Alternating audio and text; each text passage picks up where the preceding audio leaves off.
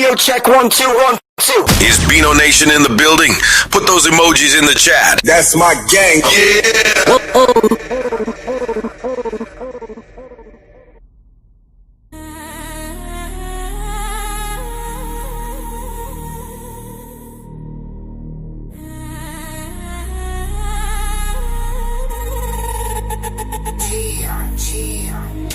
Cigar lit, bit thick, champion of the clique.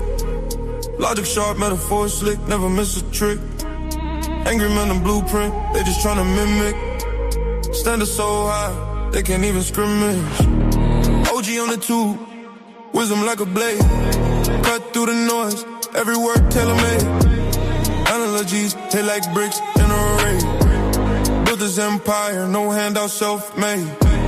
Masculine moves, they tremble when he speaks. Cash flow deep, they drown in his peaks. Big game strong, sharper than critiques. Cigar smoke rising, greatness at its peak. They watch, they learn, they can't comprehend. The angry man standard, where does it end? A paragon of people's champ, no pretend. Logic unmatched, every line he defends. Angry man is standard, king of the string. Breaking down walls, shattering the dream. Champion of truth, no in between. The only standard, the angry man thing. Metaphors deadly, they stick like glue. Elegies heavy, each one rings true. Champion of the people, no fraud in his crew. Cigar in his hand, like a boss always knew. Voice like thunder, presence so divine. Every lesson drop, sharpening the mind. Wisdom in his cadence, discipline in his spine. Blueprint of a man that they'll never redefine. Never chase trends, he creates them instead. A leader of leaders, that's why he's ahead. Standing so coldly, the doubters in dread. While he builds legacy, brick by brick, thread by thread. Stand tall, stand firm, that's the only decree. Men rise higher when they follow the key. Strength, discipline, honor, the trinity. Everything he speaks turns boys into Rudy man, a standard, king of the stream. Breaking down walls, shattering the dream. Champion of truth, no in between. The only standard, the angry man thing. Cigar smoke fade, but the legend remain. A titan in the game with iron in his veins. Blueprint for men, let it echo in your brain. Angry man is standard, remember the name.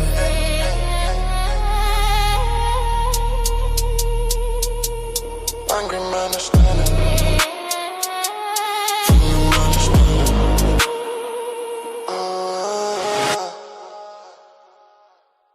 If we agree with you, then we're black. We love black people. If we find ourselves in opposition to what you say, all of a sudden we hate ourselves and we hate black people. Who died and left you that kind of authority with your opinion? Who? Tell me.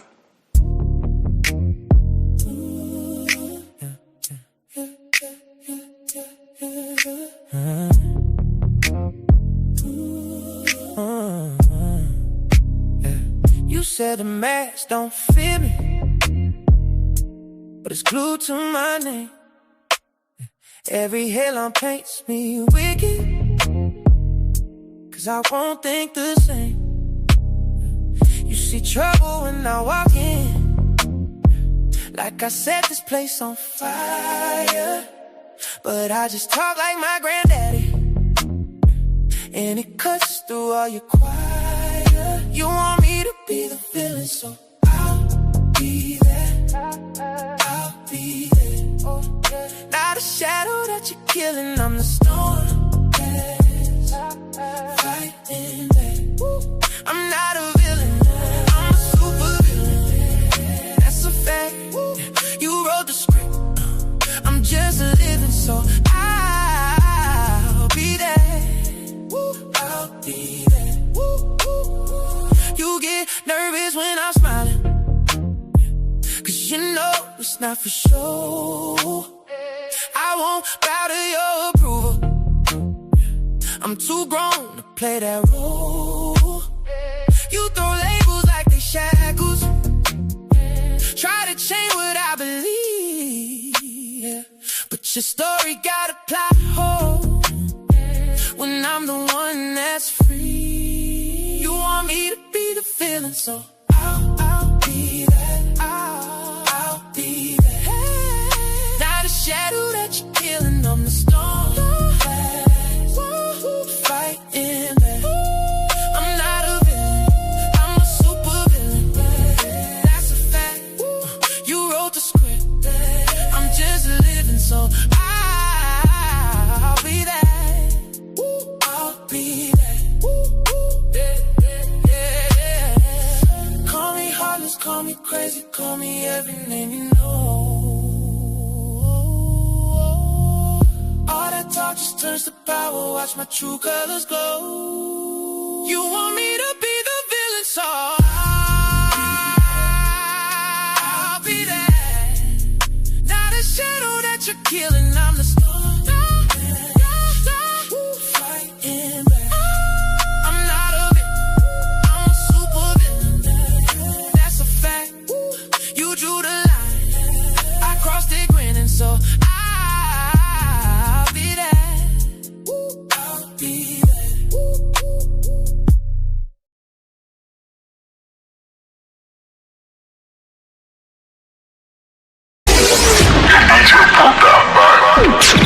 You are now rocking with the best. Support the Angry Man. Support the stream.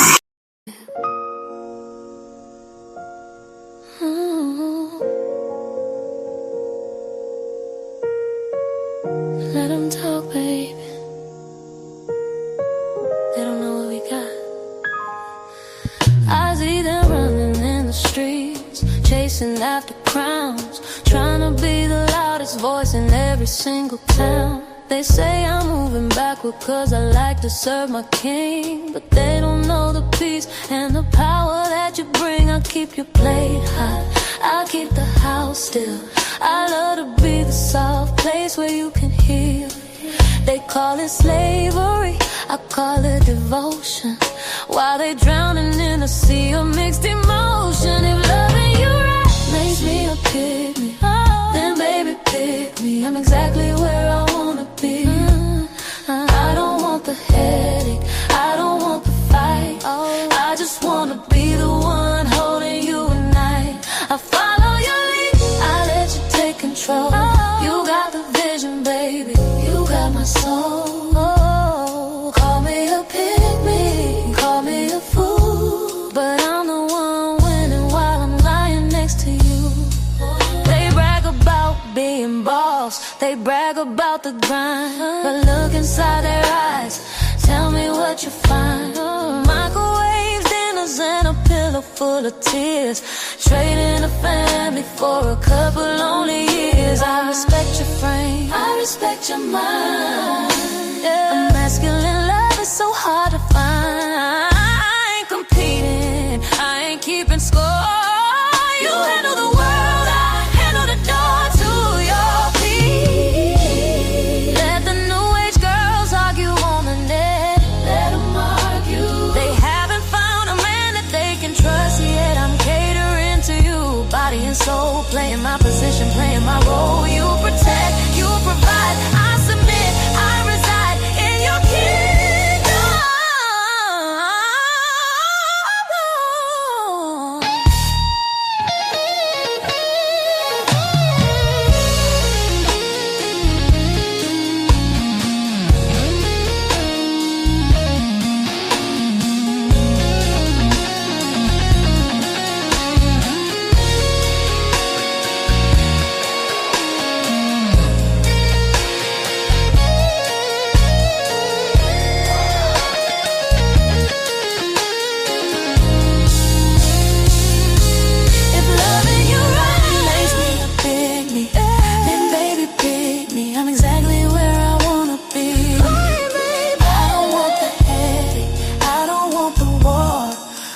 Wanna be the woman that you adore. I follow your lead, I let you take control.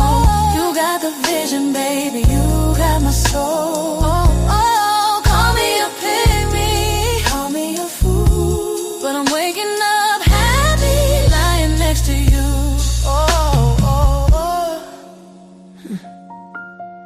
Let them stay mad. We'll stay in love. I'm your pygmy Forever.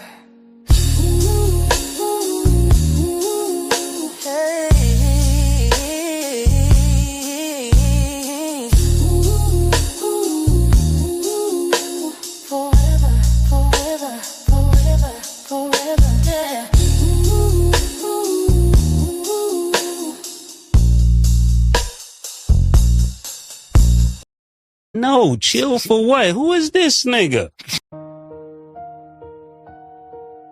Yeah. They know my name, they know my word. They still throw dirt. Ha! Yeah. Been a decade in the game, 10 plus in the rain. Been a kingdom from the mud, turned up on them every string.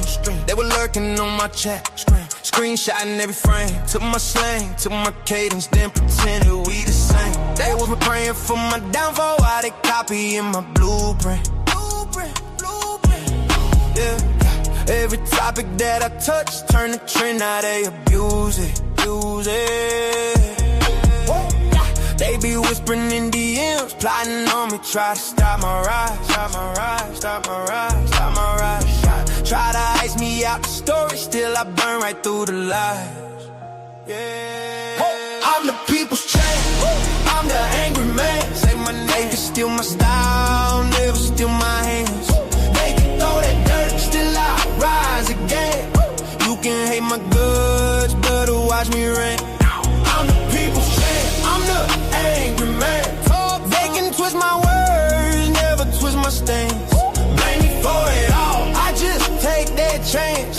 Cause they know I'm best, they don't want my shine to last. No, they was flagging every upload, sending shots behind the scenes, posting pictures of my family, trying to crack me at the scene. Drop my name up in the phone, type my address on the site. Thought the fear would make me vanish, told them pussies catch a flight. Every time they build a boycott, I just build another brand. Turn a smear into a slogan, made a movement out to slander. Understand, they be calling me the villain, why they quoting every line. I'm the mirror that they scared of, so they cover up my life. I'm the people's champ, I'm the angry man. Say my name, they can steal my style, never steal my hands. They can throw that dirt, still I rise again. You can hate my goods, but watch me rain. I'm the people's champ, I'm the angry man. They can twist my words, never twist my stance. Blame me for it all, I just take that chance. Cause they know I'm best, they don't want my shine to last.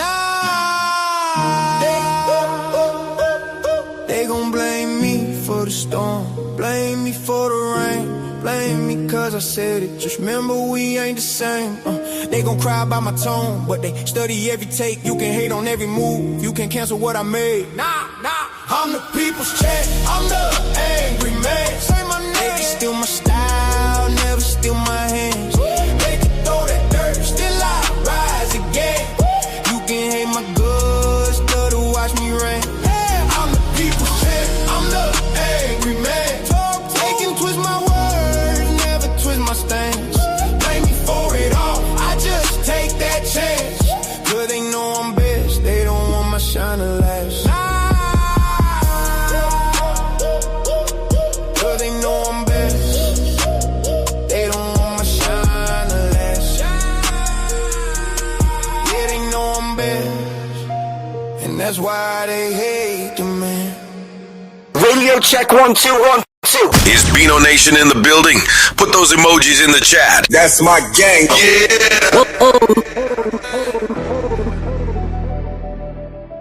Son of her raising no delay. This life don't wait, so I'm on my way.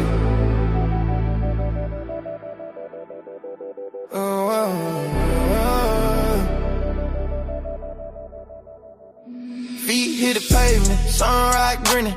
Life's a roulette and I'm always spinning. Pocket full of dreams, got the world in my hands. No map, just vibes and unplanned plans. Sweat on my brow, running wild through the city. Clock ticking loud, but it ain't that gritty. Spill my my soul like ink on a loose leaf. Every breath a moment, no time for grief. Full throttle, no brakes, I'm flying. Every second counts, ain't no denying. Living for the now, future can't wait. No rewind button, I'm on in my face, yeah, yeah.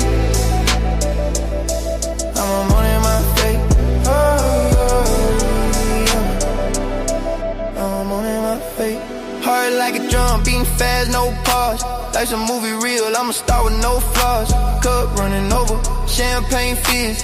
Every day's a blessing, yeah, that's the biz. Jumping over hurdle, life's track and field. Every scar story, every wound's healed. Skyline's my ceiling, dreams stretch wide. Riding shotgun with hope, joy by my side. Full throttle, no brakes, I'm flying. Every second counts, ain't no denying. Living for the now, future can't wait. No rewind button, I'm on in my face, yeah, yeah. I'm on in my face, yeah, yeah.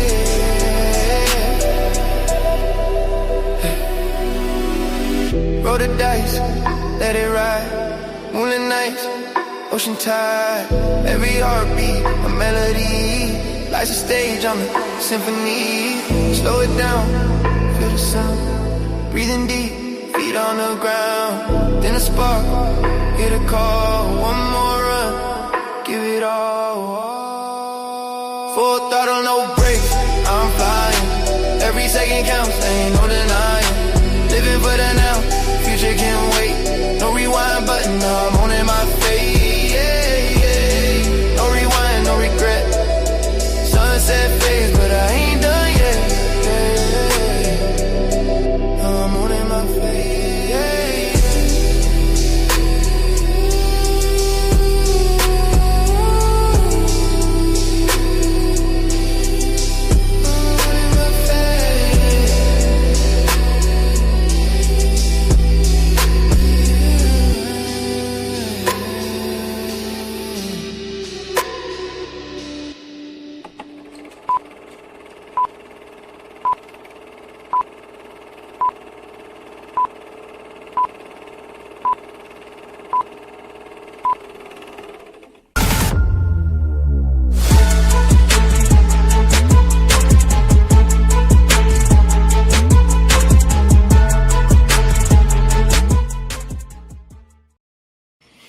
And we are live back in the building. Y'all already know what time it is. I need y'all to let me know what my sound is sounding like. Press a 1 in the chat if y'all can hear me clearly, if everything sounds good. Because I'm still in the process of upgrading the studio. I'm actually waiting on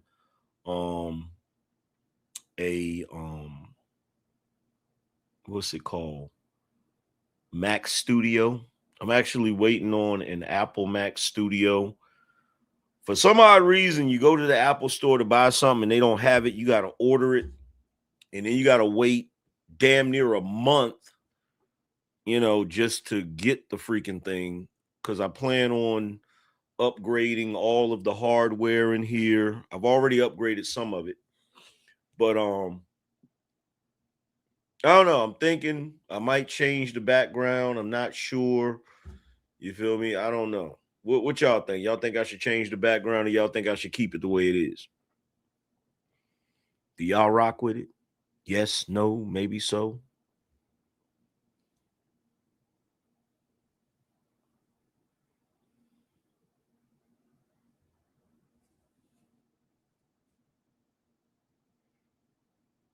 Keep it. Hey, look, we gonna keep it. The people have spoken. If y'all want to keep it, we gonna keep it. We gonna keep it. But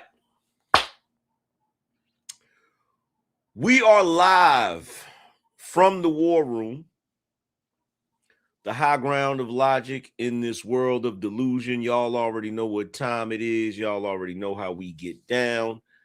Make sure you guys are supporting the show. Y'all already know how we do. If you want your message to be read first during the BINO roll call, which is the first wave, all you have to do is drop 20 or more. Any other support will be read in the second wave.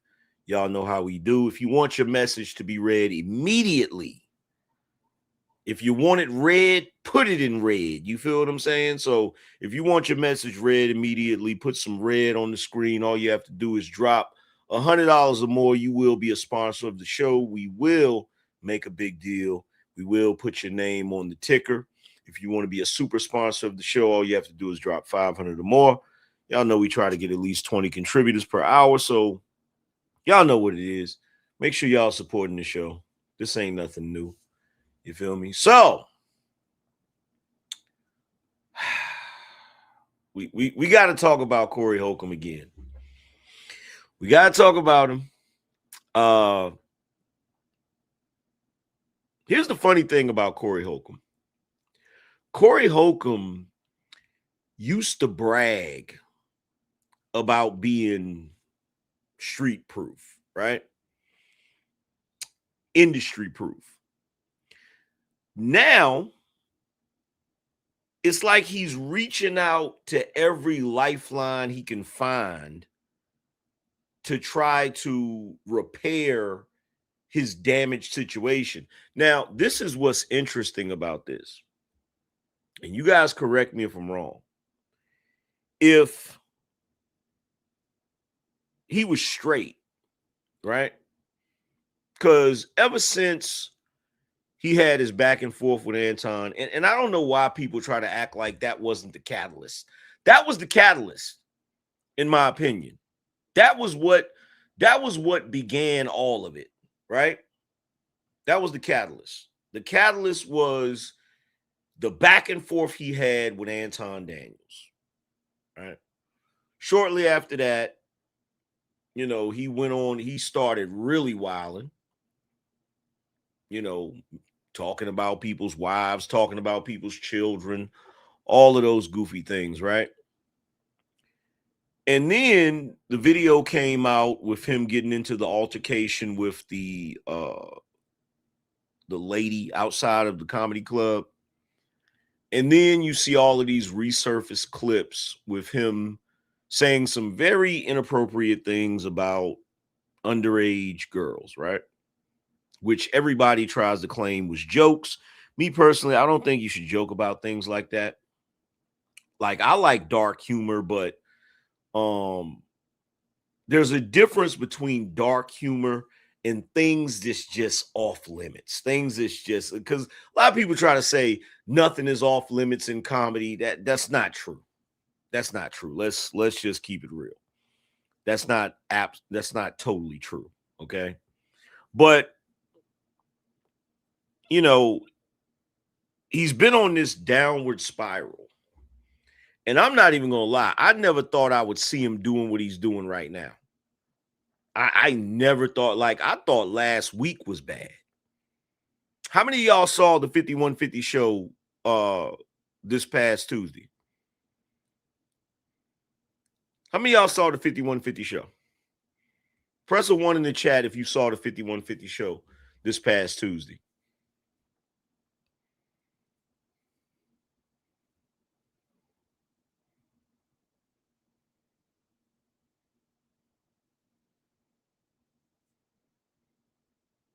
Bruh, when I tell you, I thought last Tuesday was bad. This was even worse, bruh. So, for those of you that don't know, Corey Holcomb brought out Chris Spencer. And Chris Spencer is a, you know, pretty well-known comedian. He's played in a lot of stuff, and he brought out Chris Spencer, who, let's be real, is a permanent resident of the Hollywood machine. And the show was like an intervention. Like, it was the weirdest thing I ever saw, right? Like, it wasn't even a podcast show at that point. You feel me? It was like a corporate intervention. Like, Chris Spencer was sent by the establishment to tell Corey how to behave to get back in their good graces. But I personally don't think there's anything that Corey can do that's going to get him back in the good graces of Hollywood. I just can't see it. I just can't see it. I think he's, I think he's past his prime, right? But that's just my opinion. And I think he's pissed off too many people. Like I think he's actually rubbed too many people the wrong way. Now, the question I have to ask everybody is it really that bad? Like, has it gotten that bad for him? Like, I know everybody's online talking about it, making comments about it, but I'm being honest. Is it really that bad? Like, aside from him losing views, he still gets quite a bit of views, right? But aside from him losing views on the 5150 show, is he losing like gigs? Like, is he, because I know he joked about that, but is he really like losing gigs and stuff to the point where, like, bro, the amount of pride swallowing, swallow. He's swallowing his pride. Like the amount of pride swallowing that he's doing right now to try to get in the good graces of Hollywood. I'm going to tell you the truth. I never thought I would see Corey do this. You feel me? I thought I would see Corey curse everybody out and let the 5150 show burn before he started begging Hollywood. Like he's begging Hollywood right now. He's begging Hollywood at this point, right? And we got to be real about this. It's like he's reaching out for a lifeline. And if you know anything about that, you only reach out for a lifeline when you're drowning. That's the only time you reach out for a lifeline. But his views are tanking compared to what he used to do. He said he was losing gigs. Oh, and I came across a video that I was watching where this one comedian said he had a conversation with Corey, and he said Corey told him, yeah, man, they done shut me down, man. Y'all go ahead and carry the torch. So wait a minute. Do you mean to tell me that Corey is coming on his show pretending like shit is all good, but behind the scenes, he knows that he's finished? Did y'all see that clip? Matter of fact, hold on. Let me see if I can pull that clip for y'all. I was watching it earlier today, and I just happened to come across it because a lot of times, like, I ain't gonna front. I be so caught up in my own stuff, caught up in my own shit that I really don't be paying attention. So I'll completely forget about the fact that Corey goes live on Tuesdays, right? So it'll be the next day, and on the next day, I'll see people talking about it. I'll see people going in about Corey or whatever, and I might click on the video just to see what their opinion is or whatever. And hold on, I think this is it right here. Let me see. Is this it?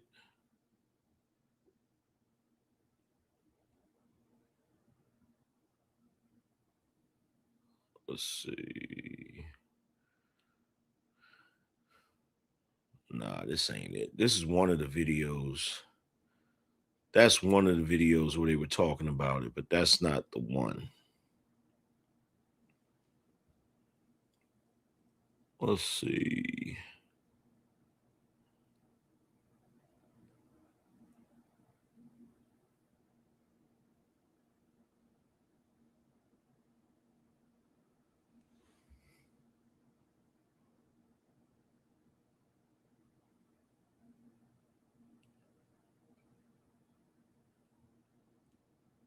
Okay, is this it? Yeah. Don DC Curry calls out Corey Holcomb, says he needs to apologize. So check this out. I want y'all to listen to this. So y'all know who Don DC Curry is. That's Uncle Elroy from Friday, or excuse me, from next Friday and Friday after next. Let's pull this up real quick.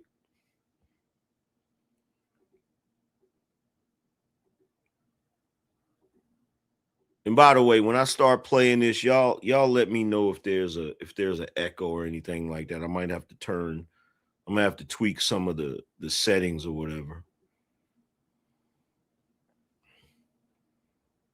Let's see.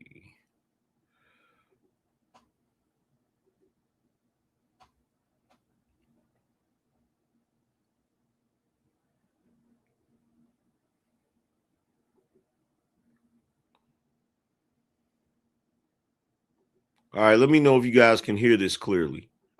Corey was my boy. Corey's in the Bay Area Black competition. He showed up. He wasn't in it. No, he wasn't. He showed up. Corey, my boy. Yeah. I called him just check on the other day. He didn't answer the phone. This is what he said to me. Corey, I love Corey Holcomb, man. Then what Corey Holcomb said to me personally. He said, man, y'all take it and run with it. I watch y'all show all the time. Y'all take it and run with it now. They cut me off. Man, y'all take it and run with it. Oh, Corey, you're not done playing. No. Did you hear that? Did y'all hear that? Did y'all hear that? I'm going to play that again. Let's see. Will says, sounds good. Okay, cool. I'm going to play it again. So listen to what he said. He said he had a conversation with Corey Holcomb on the phone. And this is what Corey Holcomb had to say. Said to me personally. He said, man, y'all, what he said to me. Corey, I love Corey Holcomb, man. He wasn't in it. No, he wasn't. He showed up. Corey, my boy. Yeah. I called him just check on the other day. He didn't answer the phone. This is what he said to me. Corey, I love Corey Holcomb, man. Then what Corey Holcomb said to me personally. He said, man, y'all take it and run with it. I watch y'all show all the time. Y'all take it and run with it now. They cut me off. Man, y'all take it and run with it. Oh, Corey, you're not done playing. Y'all take it and run with it. They cut me off. So here's my question, right? Why is Corey coming up on his show perpetrating? Why is he jumping up on his show pretending like, shit's all good and, because he up there like, they talking about I'm done. Man, I'm good. I'm always good. I'm street proof. Meanwhile, you behind the scenes looking for sympathy. You behind the scenes calling up other comedians talking about some, man, y'all go ahead and y'all go ahead and run with it. They done cut me off. Y'all go ahead and run with it. Like, in my opinion, bro, you cut yourself off. You feel what I'm saying? You cut yourself off. That's what you did. Nobody else did that, right? But I want to show you some of the stuff that was being said over on Corey's show. Because it was wild. Like, I couldn't tell what it was. I couldn't tell if it was a humiliation ritual, if it was an intervention. I couldn't tell what it was. I was like, bro, what the hell is this shit? So, first of all, off the rip, he's still trying to do this thing where he's showcasing talent now, right?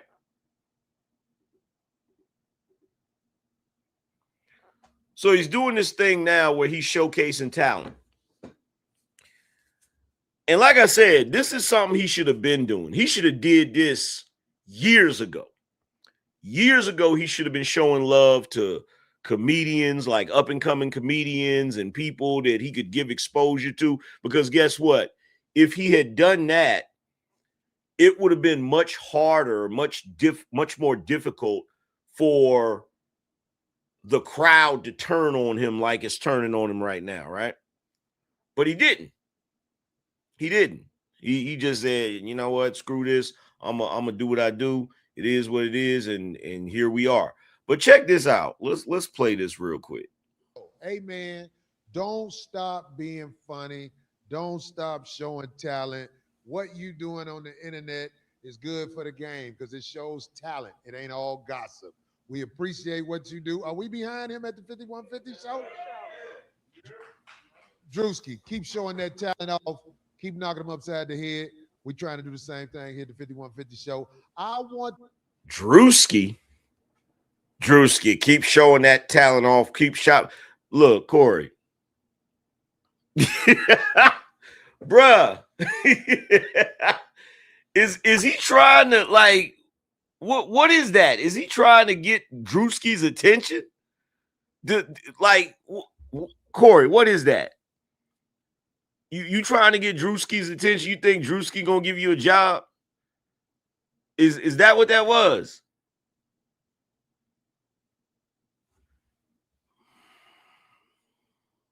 to start the show off with the ladies that were on tour with me who are about to bring some music as we start the show off. Ladies and gentlemen, the homegirl Asia and Blackbird. Y'all do y'all thing. Do y'all thing.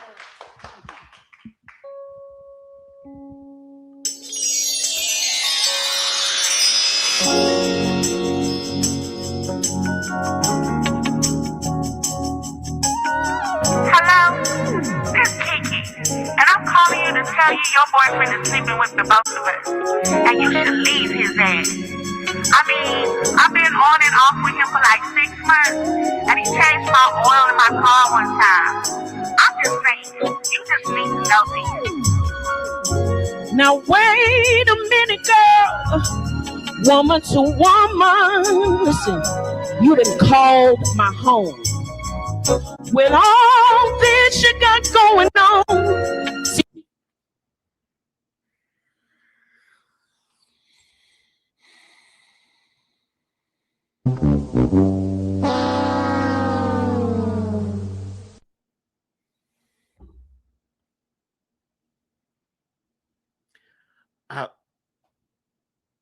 I really need to understand.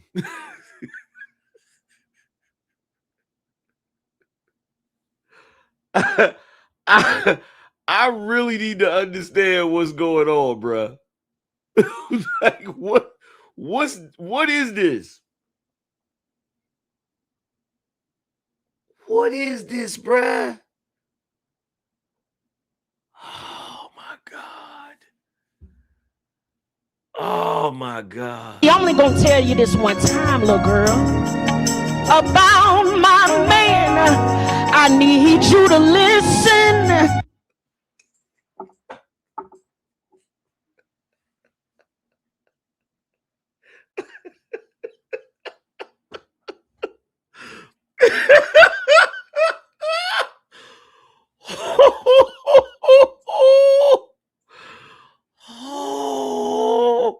Oh, Danielson. Oh, Danielson. Damn, son, where'd you find this? Oh, Danielson. What is this? Oh. And understand, morning rise with the king, and it feels so fine. Starting our day as we pray, and I know he's mine. He walks my child to school.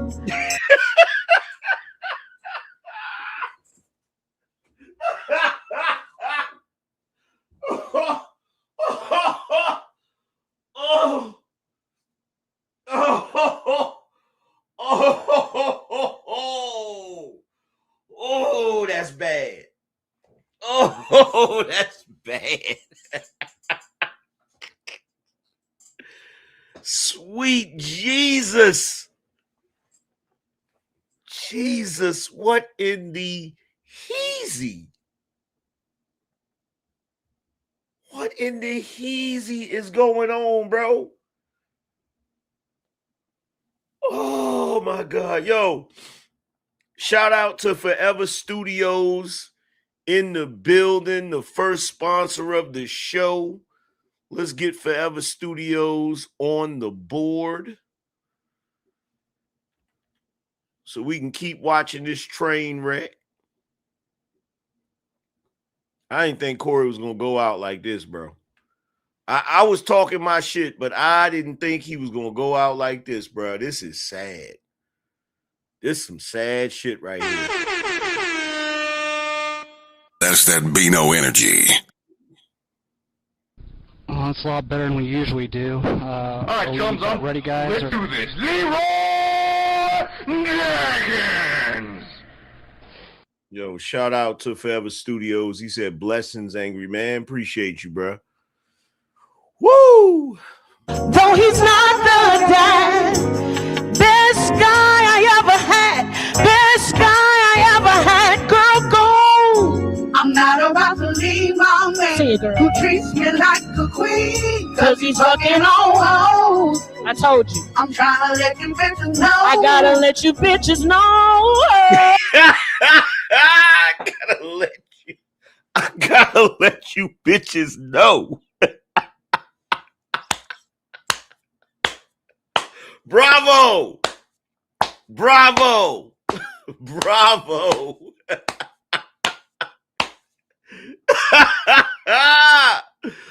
Woo! Let them bitches know. Let them know. Yeah. Cause he's fucking home. I'm trying to let you bitches know. He's my sunshine. Now I really shouldn't be laughing at this. I really shouldn't be laughing at this. I'm so wrong for laughing at this because it's black women singing about how much they love their man and how they not gonna leave their man and how good their man is. I shouldn't be laughing at this, bro. Oh, I'm so wrong for this. I'm so wrong for this, but I can't help it, man. I can't help it. I can't help it, man. I can't help it. I shouldn't be laughing at this. I shouldn't be laughing at it. It's their heart is in the right place. You know what I'm saying? Like, you know, the message, as ghetto as it is still a good message, bruh. It's still a good message.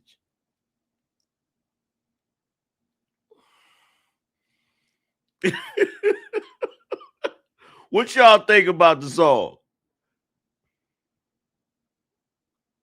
What y'all think? Y'all let me know. What y'all think in the chat? What y'all think about the song? You think it's good? Yay or nay? Is it trash? Is it gotta be AI? He said the song sucks. The sound sucks. Yeah, the sound is horrible. The sound is horrible. The sound is horrible. They need to upgrade their sound system and get their shit right. Because who knows? Those two women, they probably can sing. But that sound system is horrible. He said, where's Randy Watson at when you need him? Oh, my God. Oh, my God. Not Randy Watson from the What's Going Down episode of That's My Mama. Whew. We're going to fast forward this. We ain't going to keep picking on these sisters. We're going to fast forward this. Let's fast forward it to when Chris Spencer shows up. Let's see. Okay, so here we go. This is where Chris shows up. Now, keep in mind, Chris showed up like the Hollywood representative and shit. You feel me? He showed up like the Hollywood representative, like he's part, like Chris Spencer. The only thing I want to ask Chris, if you happen to see this, Chris, because I don't know, you might watch me. I don't know. My question is this, bro. Do you work for like the HR department of the Hollywood elite?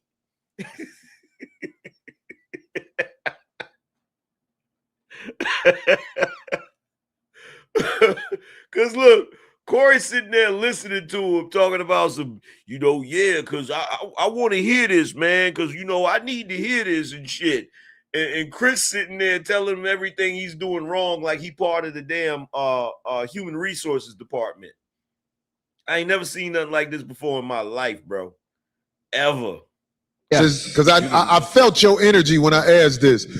Was Drewski doing the white face? Is that bad versus white comics do the black face? No, it's totally different. Different. There's nothing negative ever been said about or through the history of with black actors or comedians doing whiteface, but there's a whole thing that was historically fucked up with them. I'm glad you said it. Yeah, from before the 20s. We're talking like 1800s when they would go up there and imitate. Craig. Now let's keep it real, right? This logic they have about this is just asinine. And I'm willing to argue with any one of them about this. Saying that what Drewski did is not offensive to Erica Kirk because there's no history of whiteface being a racist thing, that shit doesn't matter. Was she offended? Like, the one thing that annoys the shit out of me is how black people think they have the monopoly on victimhood. Like, black people think they have the monopoly on being offended. Like, bro, if the entire reason blackface is problematic isn't just because of the historical connotations of it. It's because it's offensive. Like the way that, I swear to God, like the way these ninjas, I'm trying to clean up my language because I don't want to have to take videos down and shit. I want to keep stuff up. But the way they try to rationalize and justify, and it's like, bro, just stop. Just stop, man. Like, y'all, oh my God. You know what I told my wife the other day? I told my wife, I said, I don't think I'm part of the culture anymore. I don't. I don't think I'm part of the culture anymore. I don't. And I'm going to tell you the truth. I don't know why. I don't know if it's because I outgrew it or if, matter of fact, no, I do know. I do know what it is, right? Black culture right now is just like the Democrat Party. You feel me? You have a lot of Democrats that are like, I didn't leave the Democrat Party left me. In other words, they went so far left that a lot of the Democrats that are more moderate, they just can't rock with it. And that's the same way with black culture. Like, y'all have went too far in the other direction. Like, y'all have just, and now it's like all of y'all are like a bunch of damn, like, black culture in the black community has become a cult. I don't care what nobody say. Like, before he even said anything about Drewski, I already knew, before Corey even asked him his opinion about the Drewski skit, I already knew what his opinion was going to be. Soon as he said, do you think the Drewski skit is racist or offensive? Like, I knew that shiny head Negro was going to be like, no, of course not. That's not offensive. It's not offensive when we do it. It's just offensive when they do it. Like, y'all are fully grown adults saying this dumb shit. Fully grown adults talking like this. Like, what? Talked about that before. Yeah. The only reason blackface was invented is because they didn't want to let black entertainers be on Broadway. So they said, but white comedians. Vaudeville. Yeah. Vaudeville, yeah. What they say? What's that word? Vaudeville. Vaudeville. Vaudeville. What's that? That's before.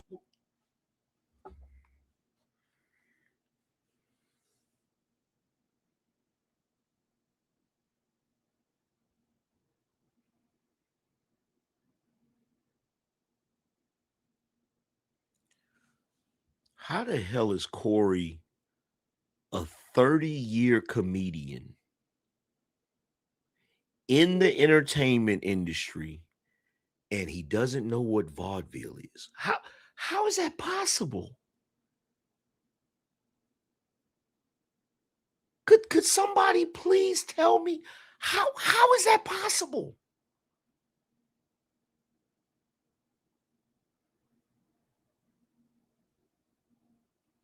Jesus Christ.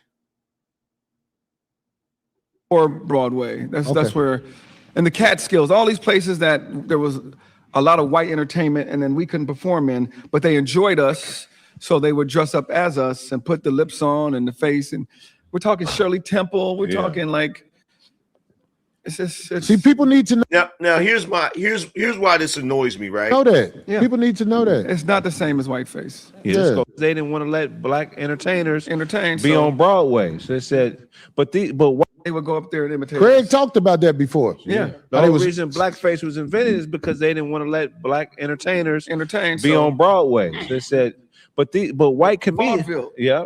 Vaudeville. Yeah. What they say? What's that word? Vaudeville. Vaudeville.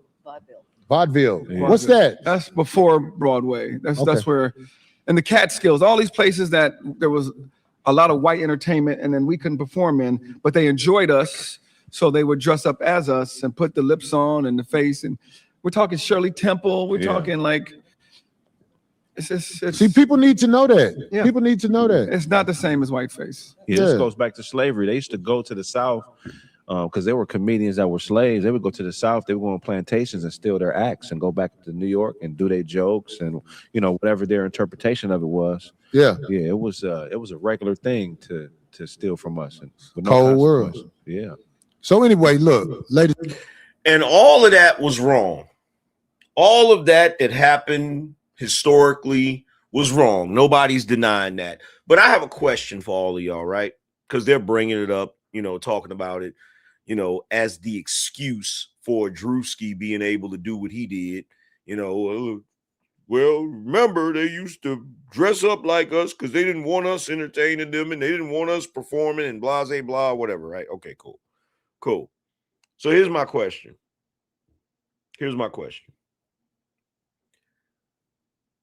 They're all in Hollywood. Chris Spencer is currently one of the people, one of the black entertainers, one of the black black comedians that is safe. In other words, he's not controversial. He does business in Hollywood. Corey wants to do business in Hollywood. Let me ask y'all a question. In the midst of all of them doing business, booking shows, going to venues, going to comedy clubs, just generally doing business in Hollywood, aren't there white people out there? Aren't there white people in Hollywood? How many white people would you say all of them up there do business with on a regular basis?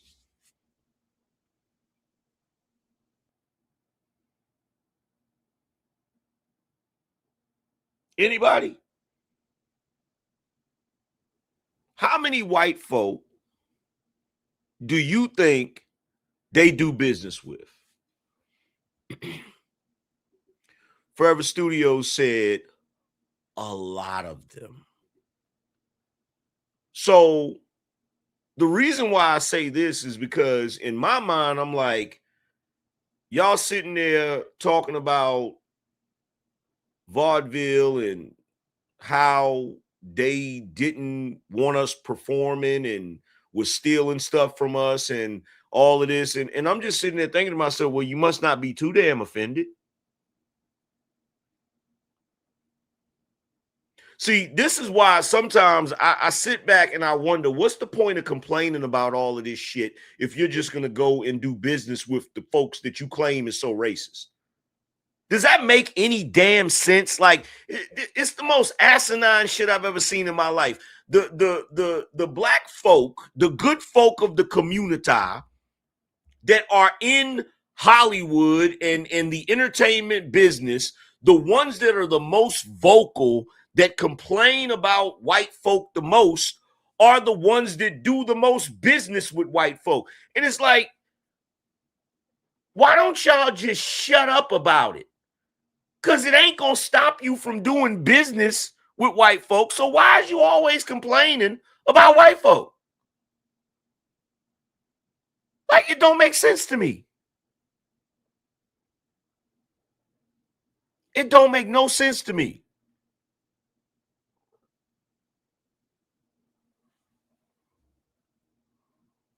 It's like, you ever have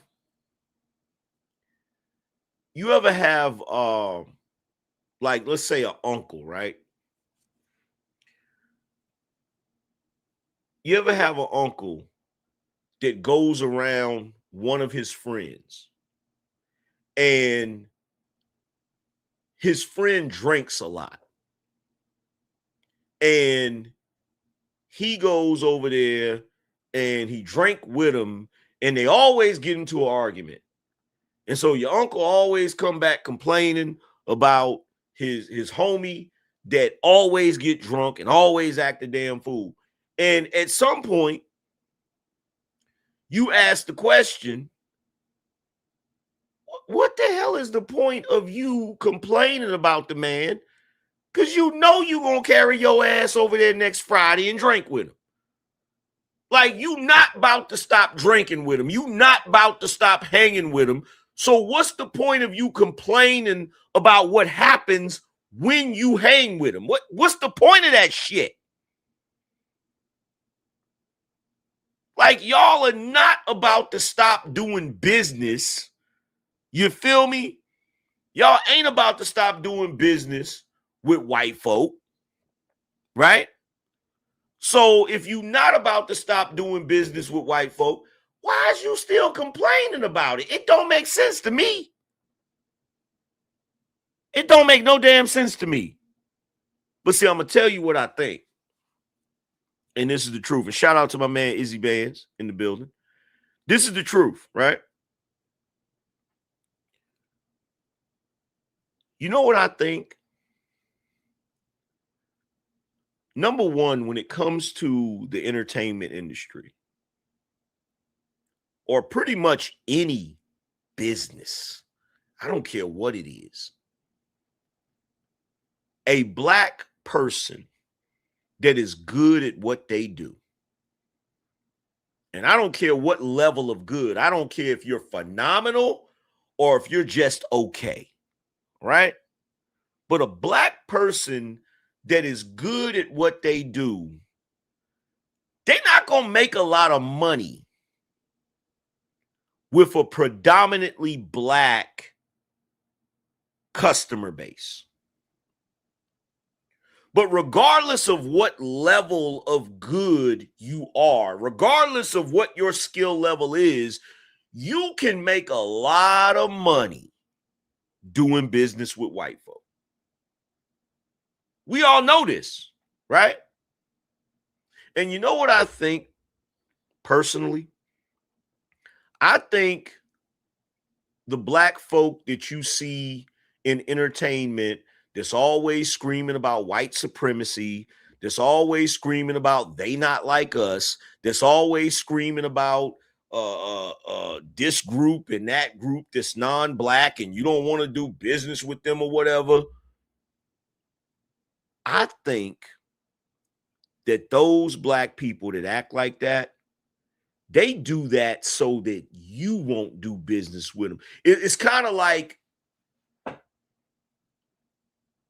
if you had a restaurant you love going to, but you don't want the niggas from your neighborhood coming to that restaurant. So when they ask you about the restaurant, you say, oh, it's horrible. food is terrible there. You know, I only go there because it's on my way to work. If I had somewhere else to go, I wouldn't even go there. So you're actively trying to get other people to not come there because you want to keep it to yourself. Like, that's what I honestly feel. I think that all of the pro-black Negroes that run around here telling black folk not to do business with white folk is so that they can go do business with white folk and get rich. That's what I think, personally. You feel me?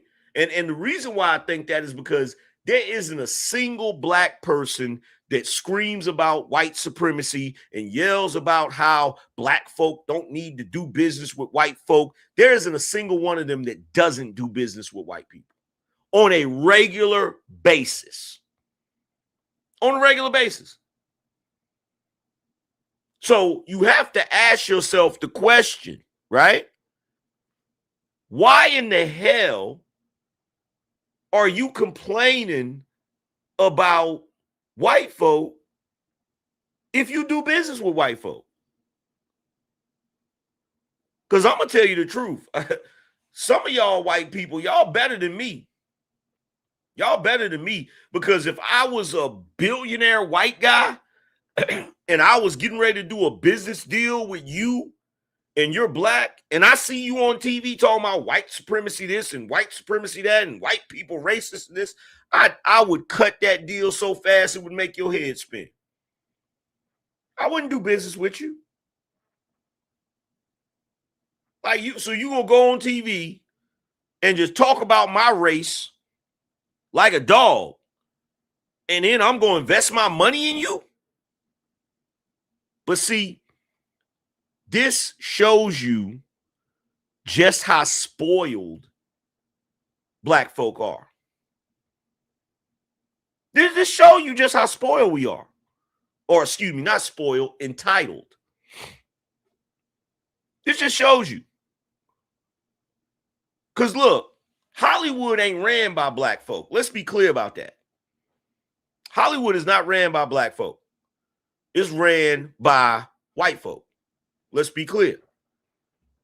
But this guy, Corey Holcomb, sat on his platform on the 5150 show and told Anton Daniels that he was kissing Caucasian ASS.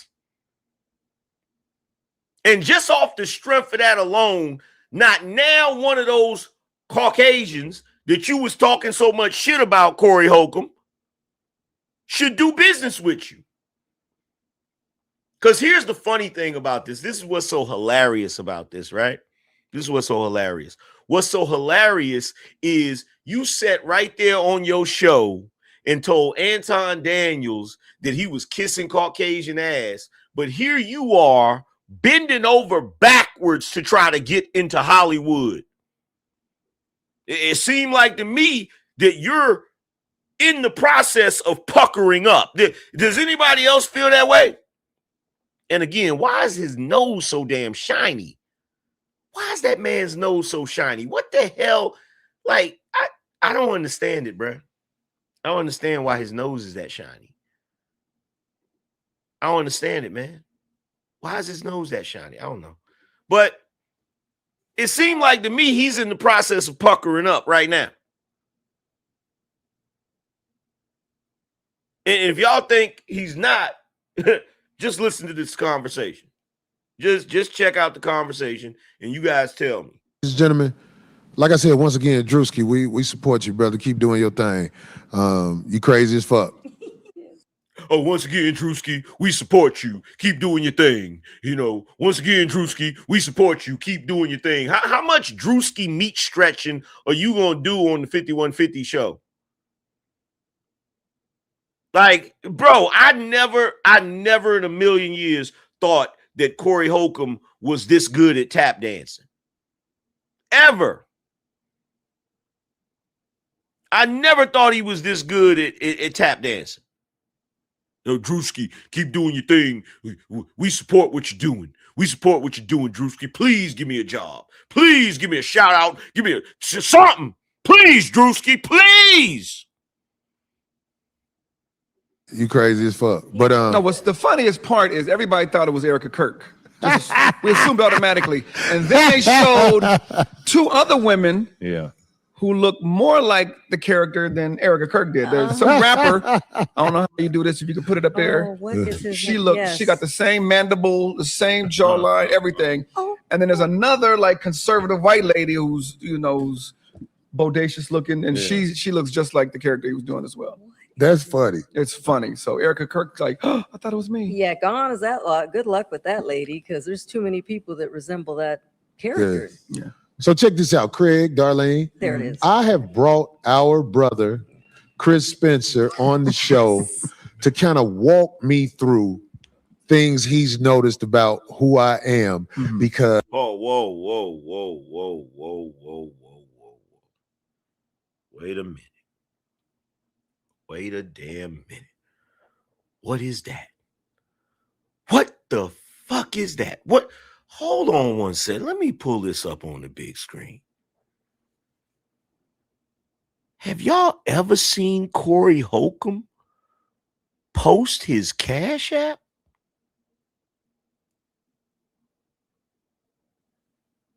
Have y'all ever seen Corey Holcomb post his Cash App?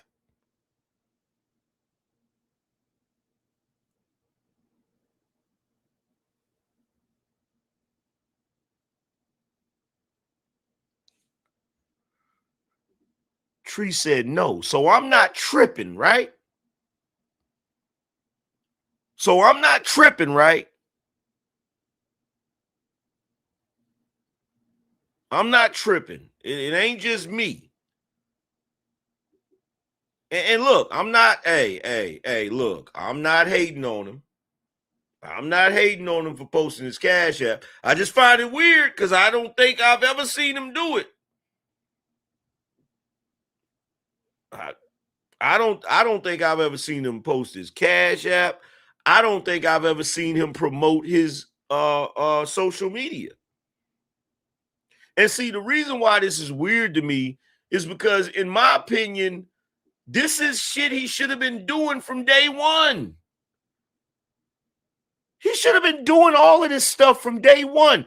Do you have any idea how much money he's left on the table? See, I just find it weird that people don't start doing what you're supposed to do when shit is bad. You know what I'm saying? Do it when you're supposed to do it. You feel me? I don't wait until shit get bad to try to do something or bust a move or pivot or whatever, right? I don't do that. Don't wait until shit gets bad and then start doing shit because it look a certain type of way. Because I may not notice who I am because I'm living it. Right. I mean, sometimes you don't know about certain. I don't know how you do this. If you can put it up there. Oh, what is his She name? looked. Yes. She got the same mandible, the same jawline, everything. And then there's another conservative white lady who's who's bodacious looking, and she looks just like the character he was doing as well. That's funny. It's funny. So Erica Kirk's like, oh, I thought it was me. Yeah, gone is that lot. Good luck with that lady, because there's too many people that resemble that character. Yeah.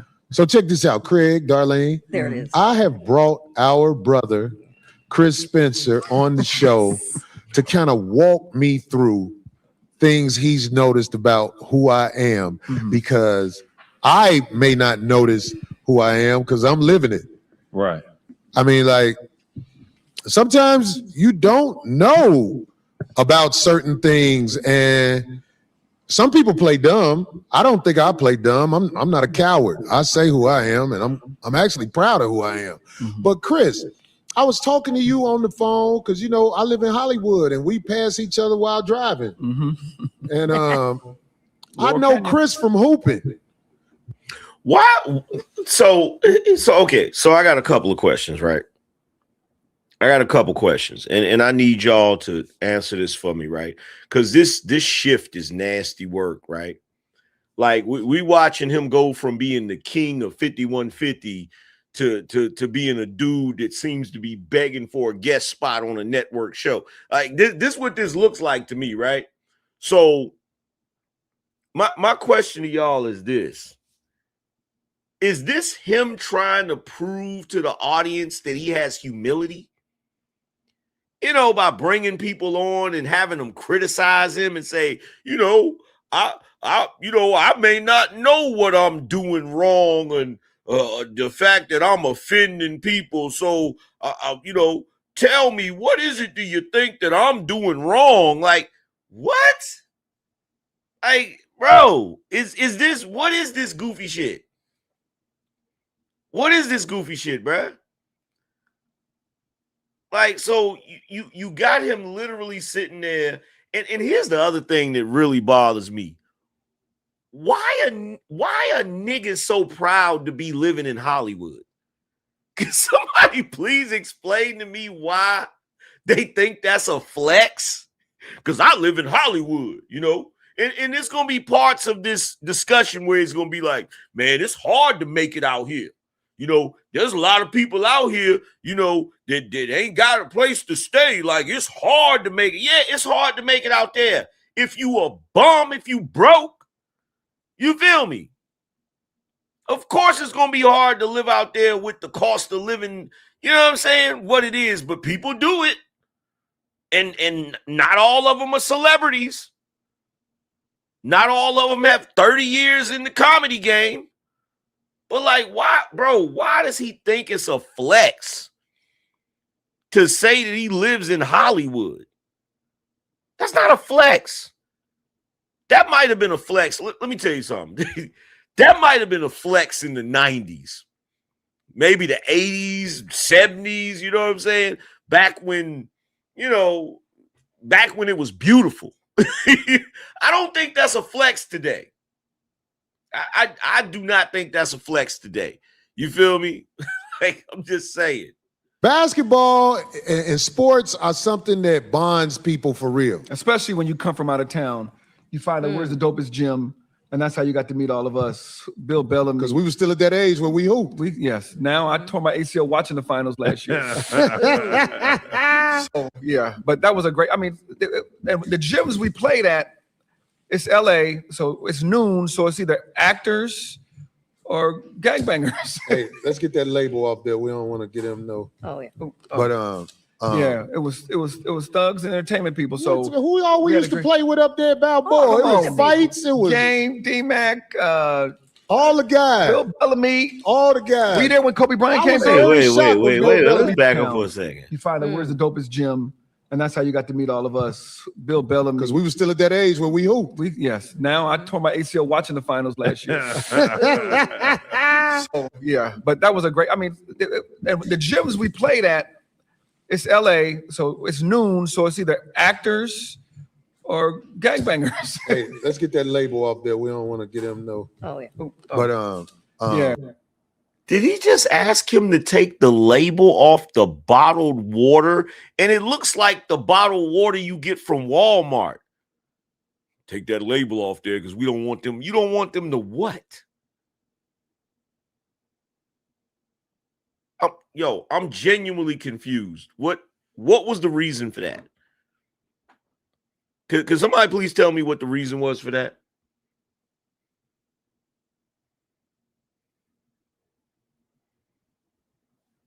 Anybody? Can anybody tell me what the reason was for that shit?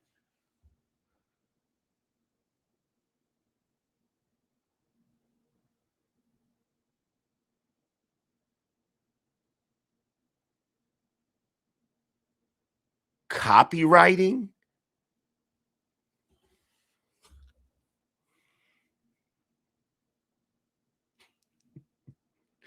Yo, Corey Holcomb is a dinosaur, bro. He really does not understand how the internet works, bro. The internet is not like a movie, okay? Like in Hollywood, when they have movies, they won't show certain brands because if you put a brand in a movie or whatever, that brand might actually they might want to be compensated because you're showing their brand or whatever, right? Whatever, right? The internet is not a movie, my G.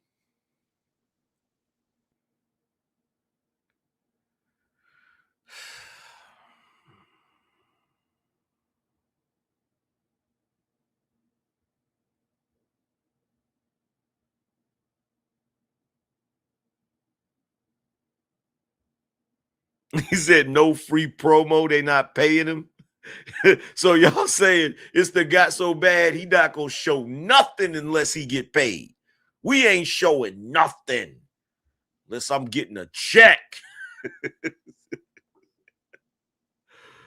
Oh my goodness! It was thugs and entertainment people. So who all we used to play with up there, Balboa? It was fights. It was Game, D-Mac, all the guys. Bill Bellamy, all the guys. Were you there when Kobe Bryant came through? I was very shocked when Bill Bellamy played. No, I missed that day when Kobe. I missed the day when Kobe came too. Oh wow! We used to have it was some of the best run in the city. College dudes who played overseas and they was in between. They came up there. It was an incredible run. That was back when I used to have that bounce. This motherfucker could jump. Okay. Yeah. Okay. That And was back everybody, I saw him dunk without no steps, just like Super Mario Brothers. Just Hey, yo, we still need 7 people, you guys. We need 7 people to reach our goal. We need 7 people to reach our goal. I was on some King Kong stuff back then. You ever see his calves? Yeah, he got to. It looked like fucking. Pause. Why are y'all looking at grown men? Bro,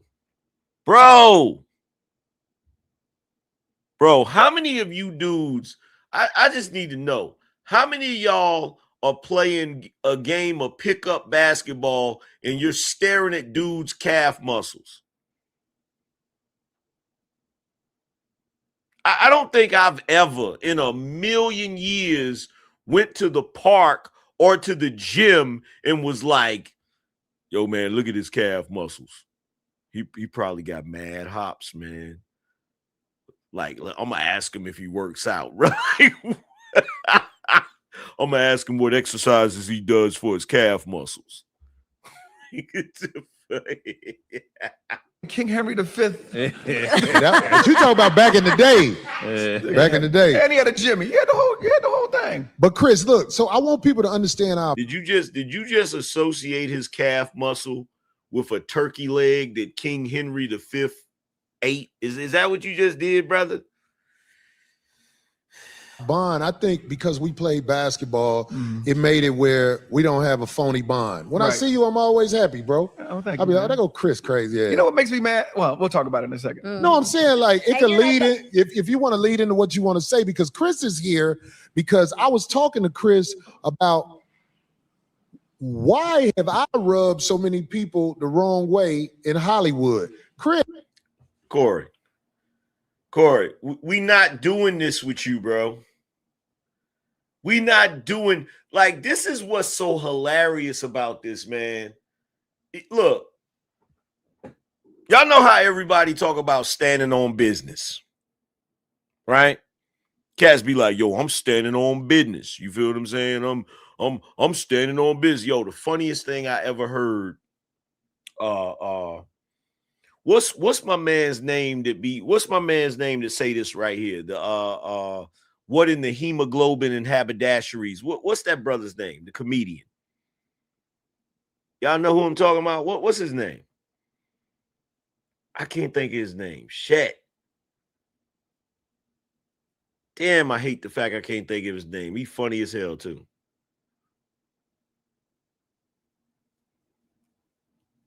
Tony Baker. Thank you. The funniest shit I ever seen in my life.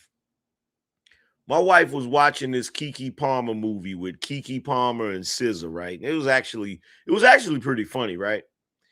And so Tony Baker was working the drive-through at a restaurant, and the chick was asking him for some information, and he didn't want to give the information because it would have been like he was snitching. So this is what he said. He said, you know, if I was standing on business instead of telling it. Like, bro, that was the funniest shit I ever heard in my life, right? So this is not Corey standing on business. This is Corey doing the complete opposite of standing on business. It's like, bro, you've been doing 5150 for years. And you've always maintained the position that whatever you said is what it is. It is what it is. What may say, I don't like explaining myself. It is what it is, right? But now you're doing a huge disservice to your fans. I don't know if you realize this, but your numbers are going to keep dropping because you're alienating your fans right now, because you're pretending like you don't know why you offended so many people in Hollywood. Really, Corey? Really? Really? You know, I just want to ask, you know, Chris, why are so many people in Hollywood offended by me? I don't know why they offended by me. It's not like I've said anything offensive. I just been sitting over here on the 5150 show having Bible study. Like, are you serious, bro?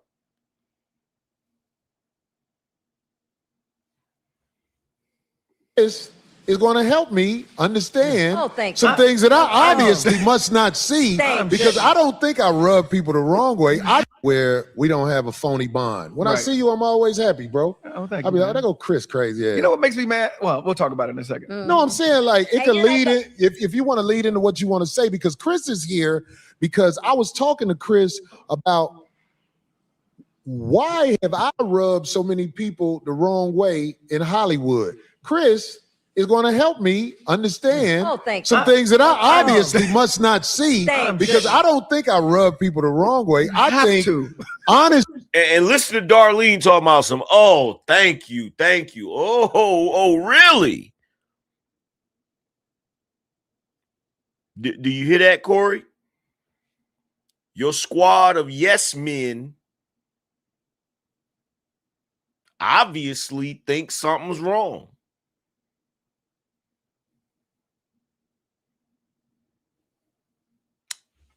Yeah. Steve rubs people the wrong way. But Chris, can you help me understand why Hollywood people, even though, I mean, we being honest, when I'm out in the street, people don't act funny with me. Yeah. Because most of the times it's an upscale environment when we go out and party. But people may have that, there go Corey. Right. What I do? A lot. You do a fucking lot. And I don't know who around here is telling you ain't. I'm sure you ain't. Nobody's telling me. Nobody's telling me nothing. You are mean. You are. Well, give me an example. That's what I always ask people. Give me an example. The whole thing with Jada and Will. Yeah, maybe I was a little mean. Okay. So I started at the top of Hollywood. He did. Can I say, because see, I know Chris. See, ladies and gentlemen, Chris literally knows all these people. So I remember some of the stuff I said, but I will. It's not an excuse, though. Let me tell you what the difference is. Okay, give it to me. Because I've seen you since day one here 20 years ago. You talk shit. You would talk shit. It's been 26 years. 26 years. Oh, that you've been here in LA. I'm talking about, you've been doing this 16. Yeah, it is. Okay, 20 plus years. See, stuff like that makes people, no, I'm joking. There was a little smirk and a smile and a wink and a little something after you said shit. Now it's like there's a vitriol, there's an anger that comes behind some of the things you say, and it's like more painful, if you will. Like you used to go, it's a fat bitch, and then you do a little Corey Holcomb face, and they'd be like, she'd be like, I am kind of fat, I should work on it. And now you feel like you go, fat bitch, get out of here. Now, what this is, do y'all know what this is? Do y'all know what, like, this feels like an intervention, but do y'all know what this is? Genuinely. Press one if y'all want to know what this is. Genuinely.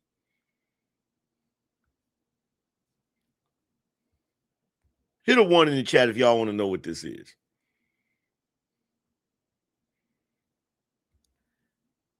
This is Chris Spencer trying his best to tell Corey in the nicest way he knows how that he ain't funny anymore.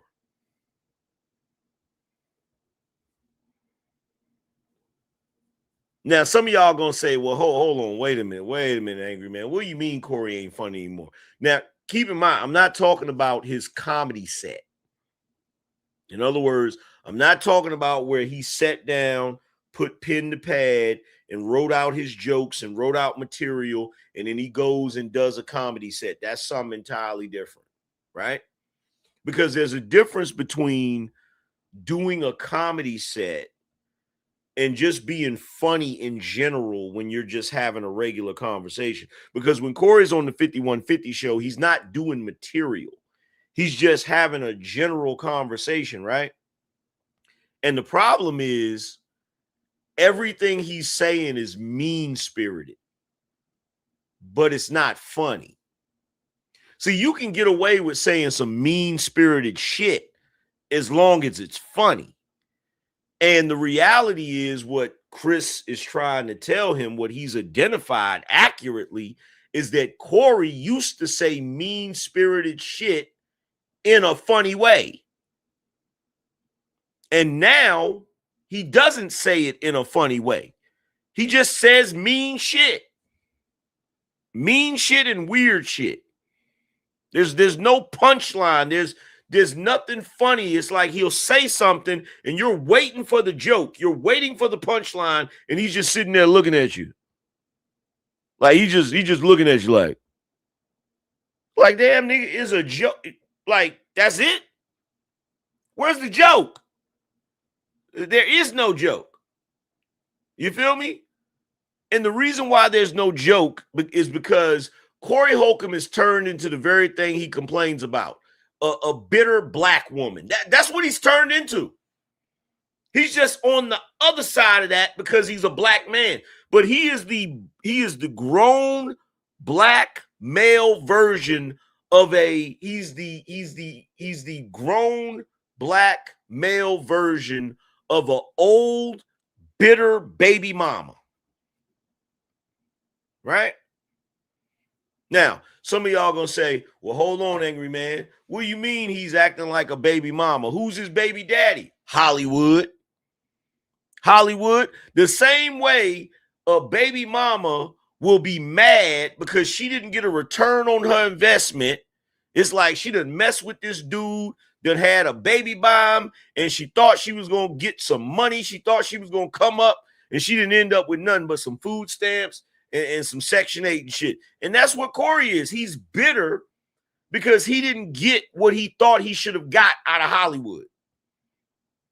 You feel me? And the funniest thing about it, as much as he sits up there and talks about baby mamas and how they operate, the reason why baby mamas couldn't get what they wanted out of their baby daddies is the same reason he couldn't get what he wanted out of Hollywood. Because you're a piece of shit, bruh. You're a piece of shit. You didn't want to cooperate with Hollywood. The same way a baby mama don't want to cooperate with her baby daddy. Instead of being nice and trying to get what you can get out of Hollywood, you talk shit about Hollywood. You treated Hollywood like Hollywood wasn't shit. And then expected Hollywood to send you that child support payment. It ain't coming, bruh.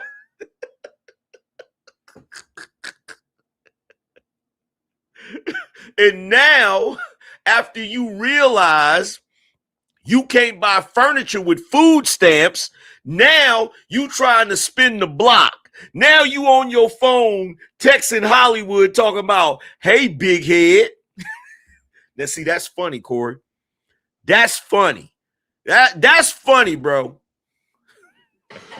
Well, I meant it back then, but you meant it both times, but right. there was a bit of jocularity, some humor towards it. Yeah. You know what I mean? Yeah. You were having fun, and now I'm just going to talk about this, everything. I think you could talk to me like this. So I love your honesty. So, and see, here's the other thing, because let's keep it real. If you happen to see this, Corey, I'm gonna tell you why you're in this situation. I'm gonna tell you why it went from you being funny to you just being bitter or just sounding bitter, right? How many of y'all, press a 1 in the chat if y'all want to know the reason why Corey made this transition. Press 1 if y'all want to know the reason why he started out funny, but he ended up being, just bitter. Right? I'm going to tell you the reason why. He's in Hollywood. He's been in Hollywood. and he's been on TV shows and movies and all of that stuff. He decided to stop playing the Hollywood game and jumped his ass in the red pill manosphere game. That's why. That's why. He started out as a Hollywood guy playing the Hollywood game, and he abandoned all of that to be a red pill manosphere guy. Because he seen dudes on the internet talking the shit we was talking. He's like, ooh, I think I want to do that.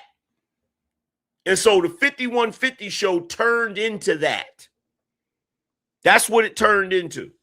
It turned into, whether he like it or not, a manosphere red pill show. That's what it turned into. So the only problem is he too slow to realize that red pill manosphere guys are not entertainers. They're not entertainers, and they're not in a world where we have to tap dance to get gigs. That's the whole reason you're in this shape right now, because you abandon your comedy, Hollywood.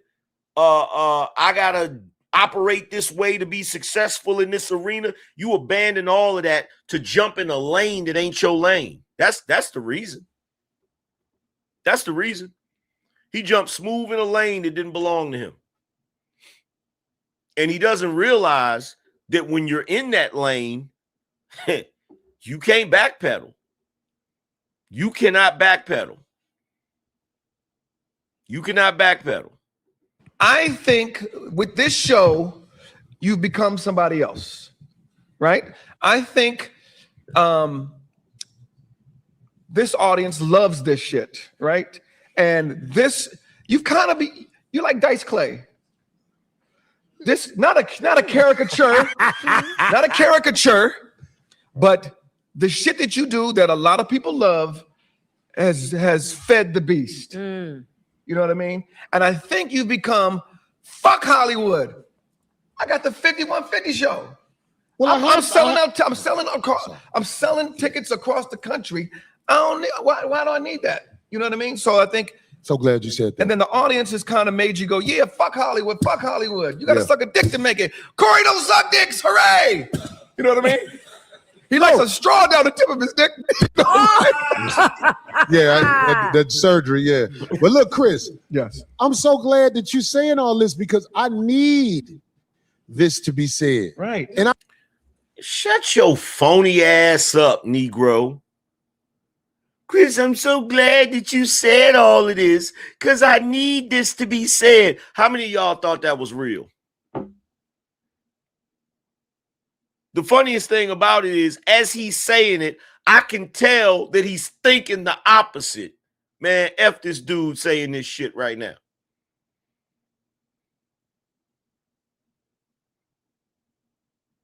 Like, man, F him. That's what he's saying in his mind. This fake ass phony shit. But see, he's only doing this because he thinks this is what the audience wants to hear. I even have been like, I don't need Hollywood. I'm my own man. Yes. But here's the truth about that. In this business, you need allies. Yeah. You need allies. I've always known that, but because I felt like I didn't fit in with a lot of the things that. Hey, yo, we need, hold on for a second. We need 7 people, y'all. We need 7 people or one, we need 7 people or at least one sponsor. We need 7 people or one sponsor.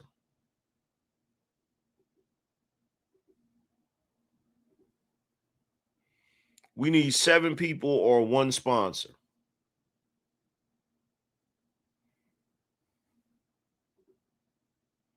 If y'all want to keep the show going. It's up to y'all.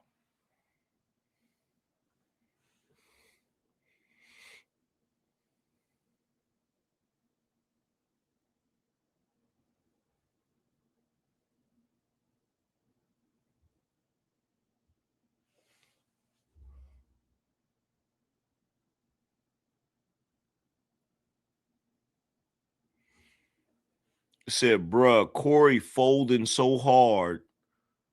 Meanwhile, Anton on Stephen A's podcast enjoying the shine.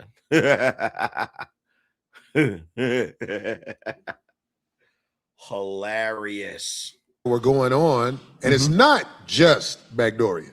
Hollywood, you have to have a very strong head to want to stick in that game. Right. Hollywood is going to work you, and then at the end, you got to hope you got enough to keep that beautiful house that you had while you was working in Hollywood. But I want to say, first of all, you said something about Will and Jada. Right. I will say this. Listen, I don't know Will. But as a man, I was very, very frustrated seeing what he allowed. Right. But it wasn't personal, even though it may have came out like that. It's I don't dislike Will Smith. I think Will Smith is literally one of the best actors in the game. Sure. But that doesn't give it an excuse to say the shit that you said. Now you can't remember everything I said. That's the thing. I remember a lot of it. What did I say? You called you her, could tell me. I just remember you called her all kind of you called her out of kind of names and how could he let this bitch do this to him? What kind of man? That's how I talk. Yeah. But there used to be some humor behind it. So it wasn't no humor with that? Absolutely not. I had a t-shirt that had King Beta Male on it, and we sold all them motherfuckers. Because this fucking audience loves that. Do you think it's just this audience? No, you're selling tickets all across the world. I'm just saying that audience loves that. But what I'm getting to is, now that you become, you were able to say fuck Hollywood and do this and make this empire of your own. I think you could have still been doing this and still doing Hollywood. You know what I mean? You don't even know what you're saying right now, because that's what I'm doing. Listen, let me give you a story. Can I give you a story real quick? Yeah, go ahead, because I want you to get off, because what you're saying is deep. I think you had a fear of failure, right? Because Hollywood, we've seen niggas move out here and move right back, right? Midnight train to Georgia. Midnight train to Georgia. So it ain't easy to last out here. It's easy. It's almost like when I was a kid and I had a test, and if I studied and got a B, I'd be pissed. But if I didn't study and got a C, I'd be like, whew, that was great. Or if I got a B, whew, I didn't work hard, right? I think you were working hard. You were doing TV shows, guest stars, movies, all that shit. And then all of a sudden, this is me guessing. Slow down. You found your niche, and you was like, "Fuck that! I don't need that." But I think you could have been doing this. I think you could have been doing this and that at the same fucking time. So, let me just give you this, because this is a chance for me to really say this. Yo, shout out to the real Squoosh. I think that's Squoosh. Said, first time, hey, Angry Man, I'm Carell's sister. He's busy right now, so I'm stepping in for a sec. Hey, I appreciate it. I appreciate it. Shout out to Corell. Shout out to you. Let's get you up here on the board. Appreciate you for being a sponsor of the show. Let's see. Let's get the real. What in the... Hold on. Where's my... Let's get the real Squoosh.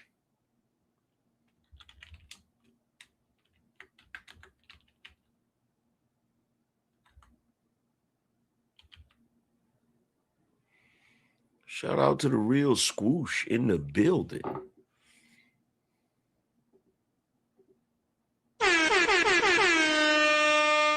That's that BINO energy. Oh, it's a lot better than we usually do. All right, chums up. Ready, guys? Let's do this. Leroy Jenkins. Shout out to the real Squoosh for keeping the show alive. Appreciate you. Much love. Listen, I'm glad that you threw this alley-oop to me. Chris, can you imagine what it feels like to be elite amongst your peers, but you miss opportunities because you don't fit in? I mean, like, we have to be honest. We make up this word, Backdooria, and it's not imaginary. There are people who are uncomfortable around me because I joke about dick in the ass shit. Right.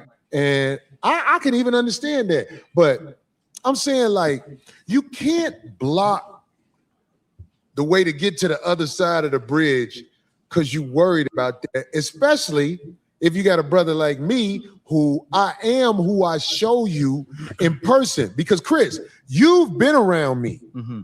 Do you see me doing bogus shit to people? Never. I mean, you see me talking shit on my show. Absolutely. Yes. But when I'm around you, I try to be respectful when I'm around my brothers and sisters. Absolutely. Even if they do have background, right? I am respectful to my brothers and sisters, really to everybody when I see them. And that's what I feel like wasn't being put out there. So I was like, man, fuck all this shit. Right. Not just that, but that was the main reason. Absolutely. Because I'm like, I'm not finna pretend in front of y'all. Y'all know what y'all do. But why you want to oust me out? Is it because I joke? Because I would never, I'm respectful to men. First of all, some of the Backdooria dudes are not punks. Do you? Yo, watching him try to walk this shit back while simultaneously trying to maintain his Corey Holcomb thing this is the funniest shit I've ever seen in my life, bro. And you want to know what's crazy about this? What's crazy about this is he's going on an apology tour and he has yet to apologize to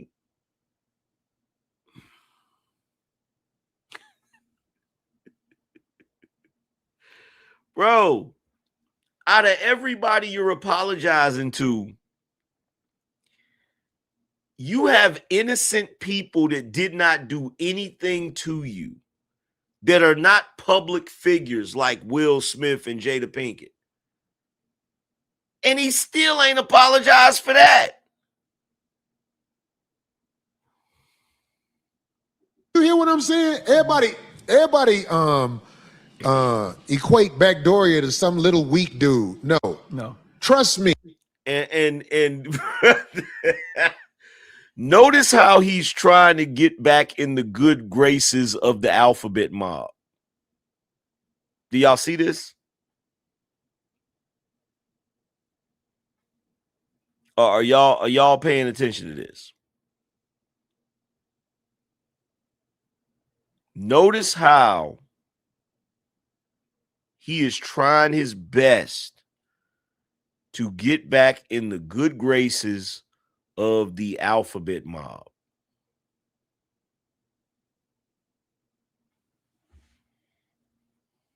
Yes, you have to be pretty strong to take that. Okay, Trust me. You're stronger than average, as a matter of fact. It's gangsters getting down like that. Yeah. And what I'm trying to say, and I'm so glad Chris is here, because I might not ever get a chance to say this the way I'm trying to say it now. I'm not disrespectful when I'm around my brothers and sisters. I talk crazy on my show. We laugh. Oh, so now they're your brothers and sisters, huh? Now they're your brothers and sisters, huh?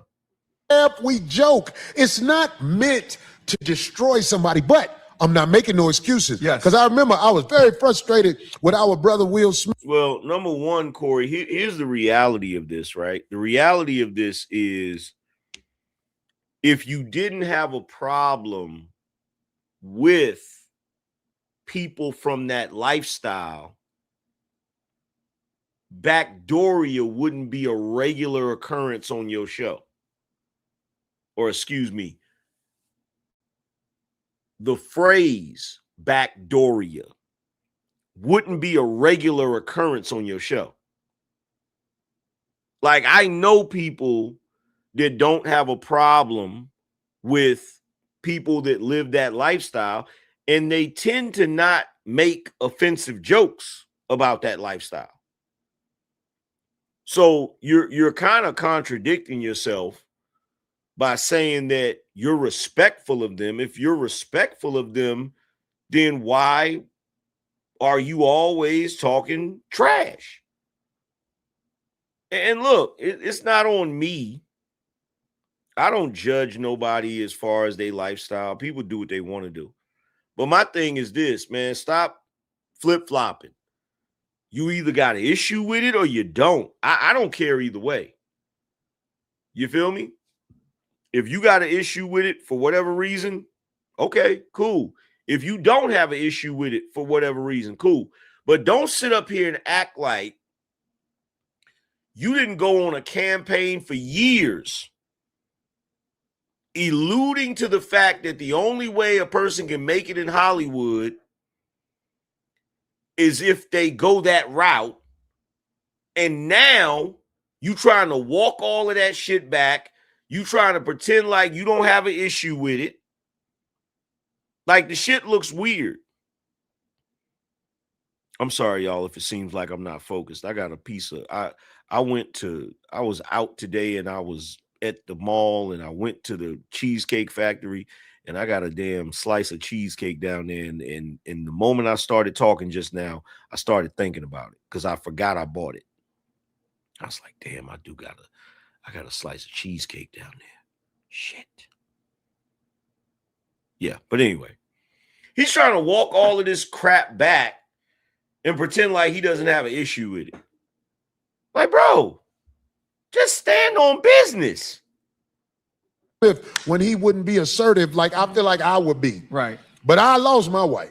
You know what I'm saying? So I realized my way ain't the definite way to go. But I'll give you another example. Don't put me out there like I'm some dirtbag who's hard to be around. I'm gonna give you another example. Whoa. He said, don't put me out there like I'm some dirtbag that's hard to be around.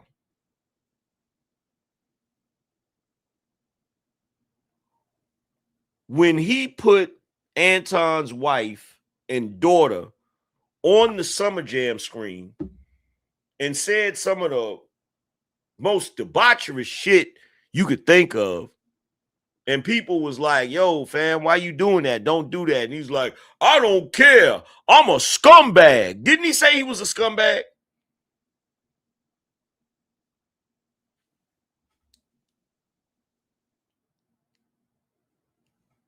Did he or did he not say that he was a scumbag?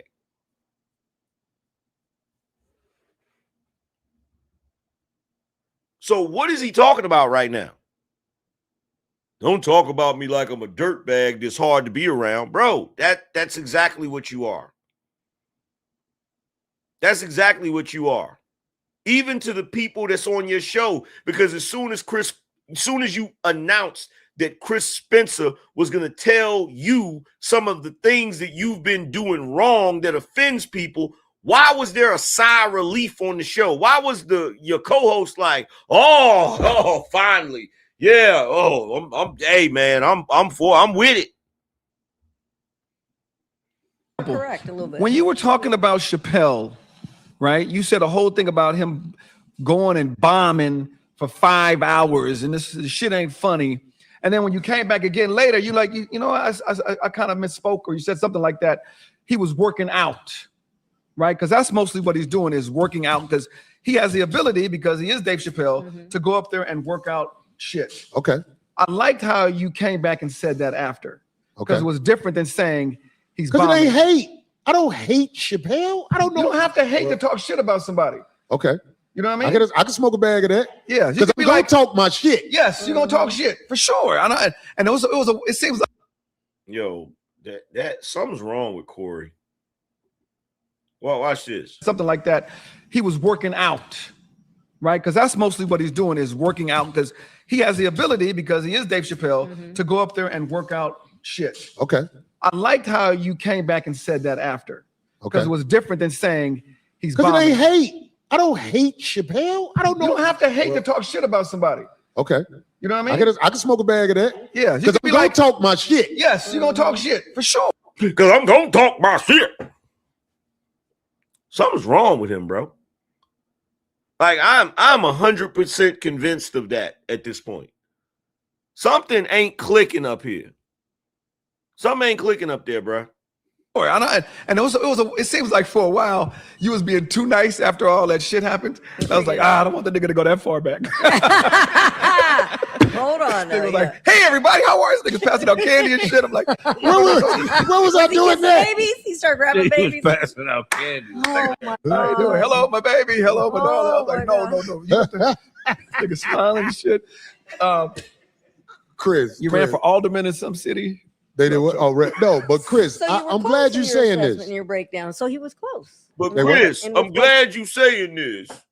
But Chris, I'm glad you saying this. Translation. Chris, I hate that you're saying this shit. I hate that I gotta sit here and eat this humble pie. I hate that I gotta sit here and eat this crow. But shit, these numbers is dropping. I'm losing gigs. Money getting tighter. Shit. Bruh, damn.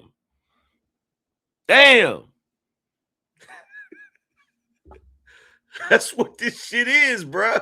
You said. No, so what I'm saying is, he would look at the look on Corey's face, bruh. Just look at the look on his face, bro. He is not enjoying this shit, bruh. Hello, my baby. Hello, my darling. I was like, no. You have to nigga smiling and shit. Chris, you ran for alderman in some city. They did what? Oh, no, but Chris, So you were I'm close glad in you're your saying assessment this. and your breakdown. So he was close. And They with what? And with what you said. No, so what I'm saying is, he would say this shit before. These are the funniest people. No, them motherfuckers crazy. They gonna keep on to you. Acknowledge Chris them. got Dame Dash face on Yeah. Keenan Ivory Wayne's head. Yeah, it don't stop, dog. It don't stop. Look, everybody who come on the show after a while, they get to reading that shit. That's they what like, happened a minute what ago. the fuck he say? Somebody said they want to invest in the oil that's on my face. I am shiny. Where's makeup? Ain't no makeup. We just out here. Give him a nap. But what I just wanted like he to, died and came back to life. Wow. I want to expound on that point because you here. Greg on death. Chris, I don't walk around being disrespectful to brothers and sisters when I see them.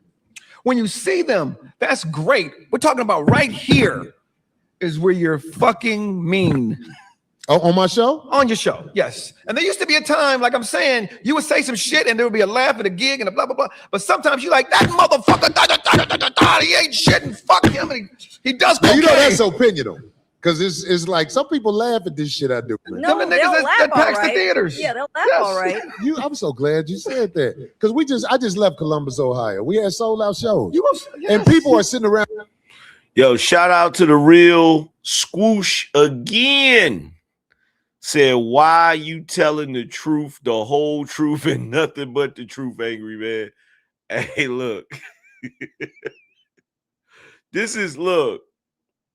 At one point, I was a genuine fan of Corey Holcomb. And this is some sad shit to watch. That's that BINO energy. Oh, it's a lot better than we usually do. All right, chums up. Ready, guys? Let's do this. Leroy Jenkins. This is some sad shit to watch, man. This shit is sad. And matter of fact, speaking of, y'all already know, man, we got to do the BINO roll call. Let's get into the BINO roll call before we get to the rest of this, because this whole situation is diabolical. That's the only way to really describe it. It is diabolical. It is nasty work, man. Real talk.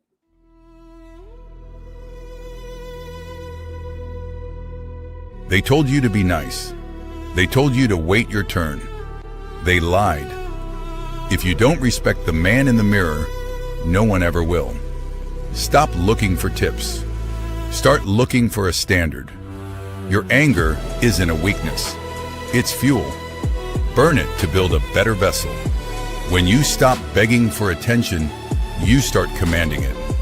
Be the prize, not the option. Reclaim your throne with the Angryman Standard. Now available at Amazon. Link in the description. Make sure you guys go check out my book, The Angryman Standard, which is available on my website, TheAngrymanChannel.com. Go and grab your copy. Y'all already know what it is. But it's time for the BINO roll call. BINO check. If you're in the building, show your work. Drop 20 on the Super Chat or Cash App. Yeah, shout out to Mr. Lone Star in the building. He said, now, when is the album release party?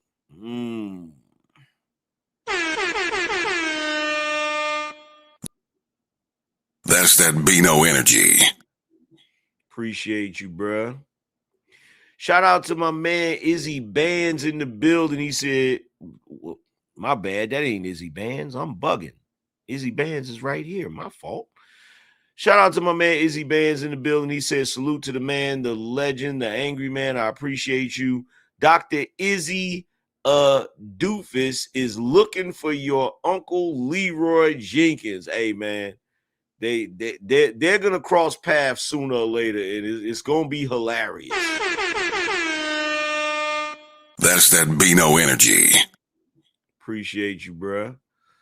Let's see. Shout out to Abba's Child. Said, you are one of my favorite channels, AM, and I am a Gen X black female. Your music is fire as well. Keep up the great job. Appreciate you. I appreciate the love. That's that BINO energy. Yeah, we're going to keep cranking out the music. You already know we're going to keep cranking it out. Shout out to a YouTube name 00 says, strange times we live in, AM. What is Tisha Campbell doing, Angry Man? She changed for Uncle Leroy for a pack of honey roasted munchies, Vienna sausages, and Lance PB crackers. Godspeed to you, Corey. Artemis to made a safe launch. Bless. Hey, man, appreciate you, fam. Appreciate the love. That's that BINO energy. Let's see who else we got. Shout out to Urban AI Creation, says support for the show. Appreciate you, AG. That's that BINO energy. Appreciate you, fam. Let's see. Shout out to Jacqueline, says supporting the show. That's that BINO energy. Appreciate you. See who else we got. Shout out to Jess Wynn, said nothing has been the same for Corey since Anton. Corey knows when he does his internal critique about that situation, that Anton had him truly looking like a sucker no matter what the yes men around him say. It's now showing. That's a fact. That's that BINO energy. Like, everybody's going to pretend like they don't see it, but Anton is the one that brought Corey down. Like everybody can pretend they didn't see it, but, you know, it is what it is. Shout out to my man Aaron in the building with the 50 spot. That's that BINO energy. That boy is good. Aaron said, this weekend, listen to Paul Harvey clips. I realized something. Your format changes indicate you honor Limbaugh, Green, and their role model, Paul Harvey. Your knowledge is extremely deep, and now I know the rest of the story. Appreciate you, bro. Appreciate the love. Real talk. Let's see who else we got on the BINO roll call. Shout out to my man Quentin in the building. Quentin said, back in the BINO studio. Yes, sir. That's that BINO energy. Shout out to Steve. He said, supporting the shoe. That's that BINO energy. Shout out to Gone Postal. Appreciate you for the salute. That's that BINO energy. Cool. Let's get back to the video. Shout out to everybody that participated in the BINO roll call. We will get to these super chats in a minute. Let's get it. acting like, oh, Corey. Yeah, I'm like, Corey, yo, listen, I'm good. Listen, Corey, for sure, you are the fucking king of that. But now we're talking about this transition, right? Transition to you wanting to, you're fucking writing songs and Wait, movies this and is shit. important. The transition to wanting, Chris, is not what it is for real. I have been in a cave for years. Yes. Just doing this and touring. Right.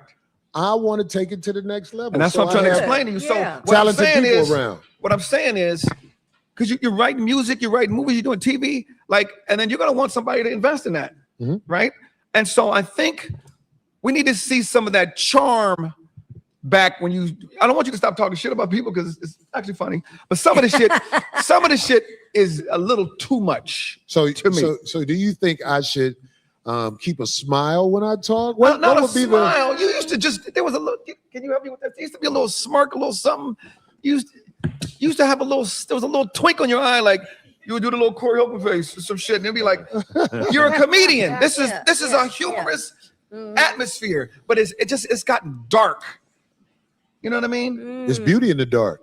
You know what? I need you to stop correcting me. Yes, I'm asking him, and he does it. But I just don't want people to think that I'm somebody who is thinking I'm doing everything wrong, because I'm not, because I know what it takes to live in California. And everybody who has a place to live in California beat the game. Because I'm here to tell you, most of the people I know, after the improv is over, what's old boy Daryl Heath used to do that joke? That David Banner music when they walk away. Kyle Grooms had that joke. Yes. Corey, give me a ride. No, you can't get in my car. Yeah. I got all. No, kind of I mean, stuff listen, in my there is a car. way to survive in Hollywood for sure. But we're talking about when somebody's as talented as you, the word survive isn't enough. You know what I mean? Like, I should be watching the fucking Corey Holcomb. Now, the funniest thing about this, I'm not even going to front, man. I don't know. Like, I'm not a comedian, but I feel like I have a comedian's mind, because my mind be going to weird places. You feel me? When like if somebody's talking about something that I'm not interested in and I just start zoning out, my mind goes to weird places. Like right now, as Chris Spencer is talking, I'm not even listening to Chris Spencer. I'm just looking at Craig. Craig seems to be fighting for his life, bruh. I don't know if anybody else is noticing this.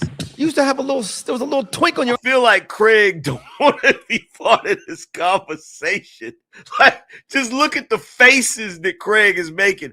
I don't think he realizes he's making these faces, bro. Like, you would do the little Corey Holcomb face or some shit, and it'd be like, you're a comedian. This is a humorous atmosphere, but it's gotten like, dark. Just look at Craig's face, You know what I mean? bruh. There's beauty in the dark. You know what? I need you to stop correcting me. Yes, I'm asking him, and he does it. But I just don't want people to think that. Especially in a second. In a second, Craig is going to take a swig of that water. And I don't know why, but for some reason, when he's taking that swig of water, it looked like I don't know if it's too hot in there or what, but it just looked like he is fighting for his life, bruh. I'm somebody who is thinking I'm doing everything wrong, because I'm not, because I know what it takes to live in California. And everybody who has a place to live in California beat the game. Because I'm here to tell you, most of the people I know, after the improv is over, what's old boy Daryl Heath used to do that joke? That David Banner music when they walk away. Kyle Grooms had that joke. Yes. Corey, give me a ride. No, you can't get in my car. Yeah. I got all. No, kind of I mean, stuff listen, in my there is a car. way to survive in Hollywood Watch for this. sure. But we're talking about Watch when Craig's somebody's as face. talented as you, the word survive isn't enough. You know what I mean? Like, I should be watching the fucking Corey Holcomb fucking sitcom. You know what I mean? You should be, with your talent, you should be talked about like fucking George Jefferson and Archie Bunker, whatever the show, Fred Sanford. Like, you have that kind of talent. Right. But to me, and I think, and I could be totally wrong, it's I felt like it was the fear of success, and I'm gonna share a story. Yo, if I could, I would zoom in on Craig's face, bro. Craig is just sitting there like, bro. Craig looked like he thinking about some shit that ain't got nothing to do with the show. You feel me? Craig got that look on his face like, bruh, hold on for a second. Oh my God. Craig got that look on his face like, he's like, damn, man, I wonder if I turn that damn stove off and shit. Fuck. Damn, man, I gotta go by the post office, man. I've been meaning to go pick up my mail. And that shit just hold on. Matter of fact, let's go back a little bit. Let's see. We go back a little bit.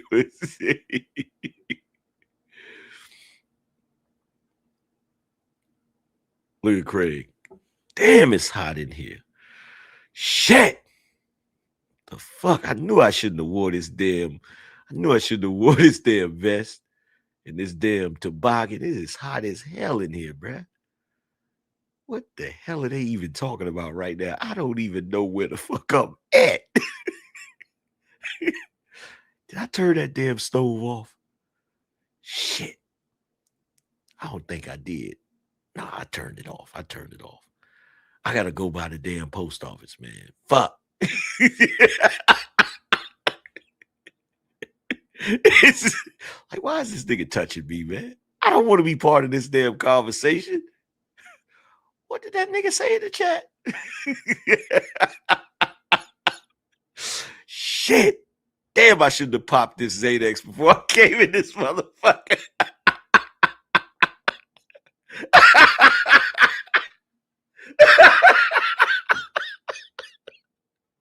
Yo, I swear to God, bro. I don't know if Craig, I don't know if he popped pills or any of that. I don't know, and I'm not accusing him of nothing, bro. But it looks like he is trying desperately to keep his shit together, bro. He's sweating.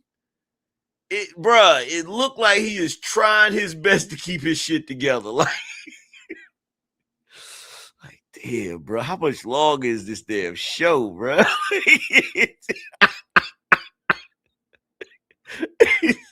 Why does nigga keep looking at me for confirmation? I don't even want to be part of this damn conversation, bro. Shit is hot in this motherfucker.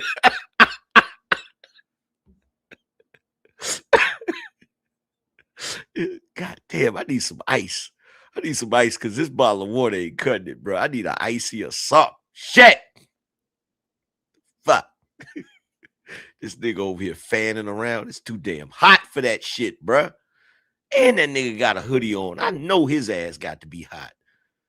Because I'm sweltering in this motherfucker. This shit is crazy.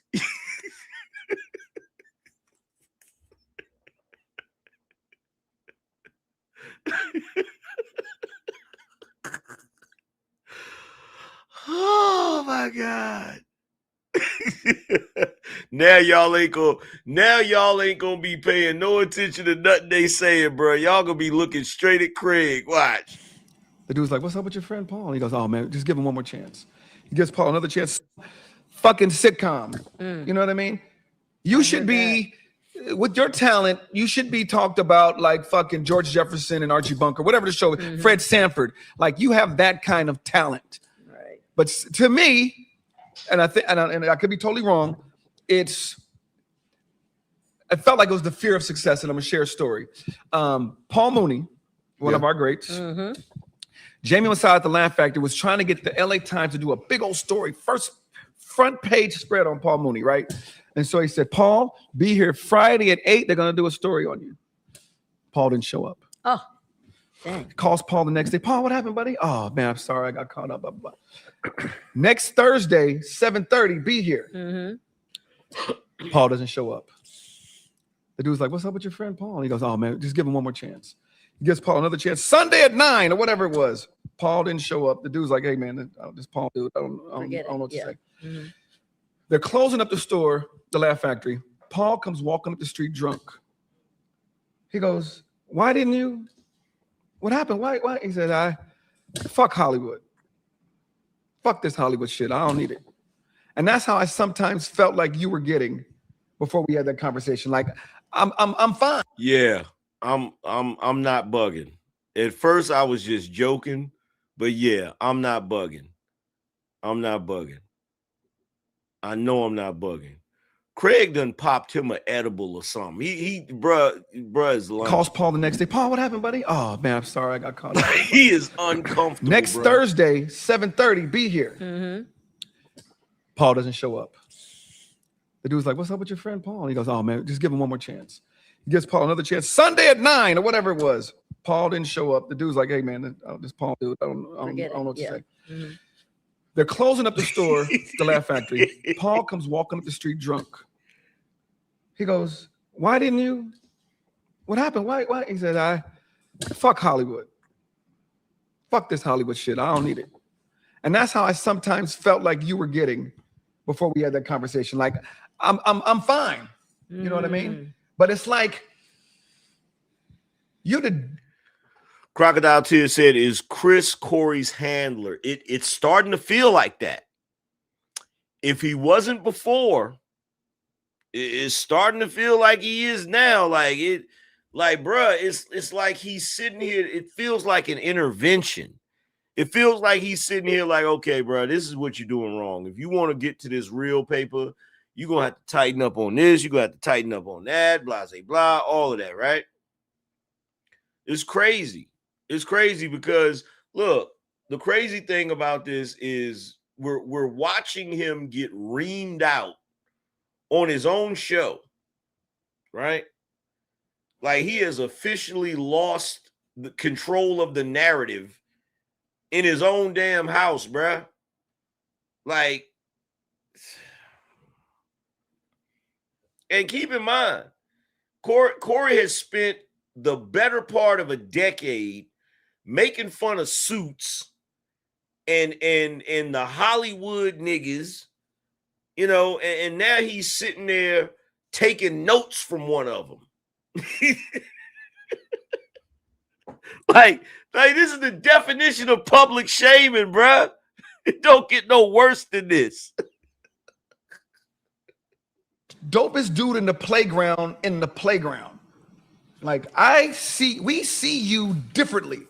You know what I mean? I see you fucking like, I see you doing more than this. Chris, you know that Hollywood is very taxing on confident people.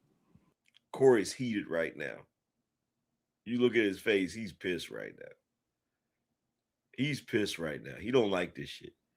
He don't like being criticized like this. He does not like this shit. He wants to lose his shit.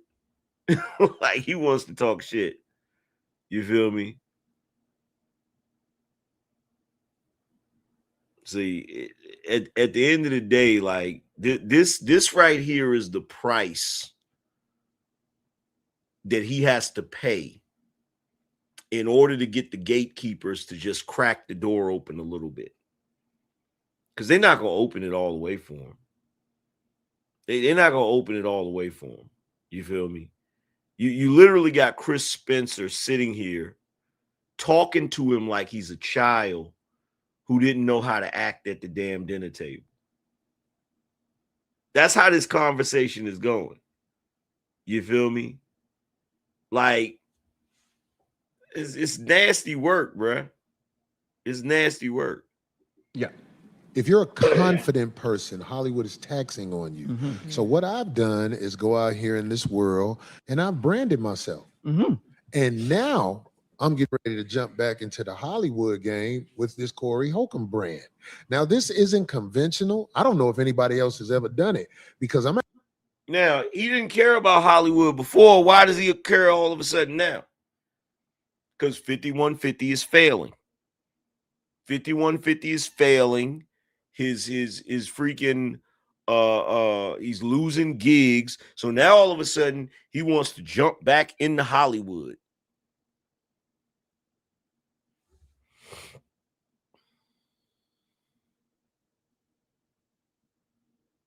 at an age where Hollywood will be like, who is that? Oh, he's been out here.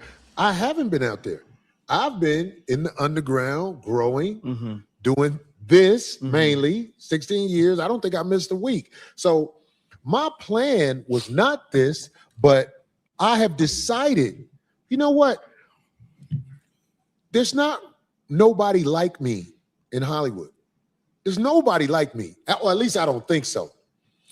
I'm going to step my foot back in the game because I believe I'm branded in a way where they wouldn't try to take that brand from me. I'm Corey Holcomb. If Corey Holcomb's in a movie, I'm going to be Corey Holcomb. Just like John Candy. He became who he is through Hollywood. I didn't, but I don't believe my brand can be taken away because I'm not going to be in Hollywood with stretch pants on and lipstick. Right. I'm just not going to do that. But I believe what I've created can make people excited when they see me in maybe a movie.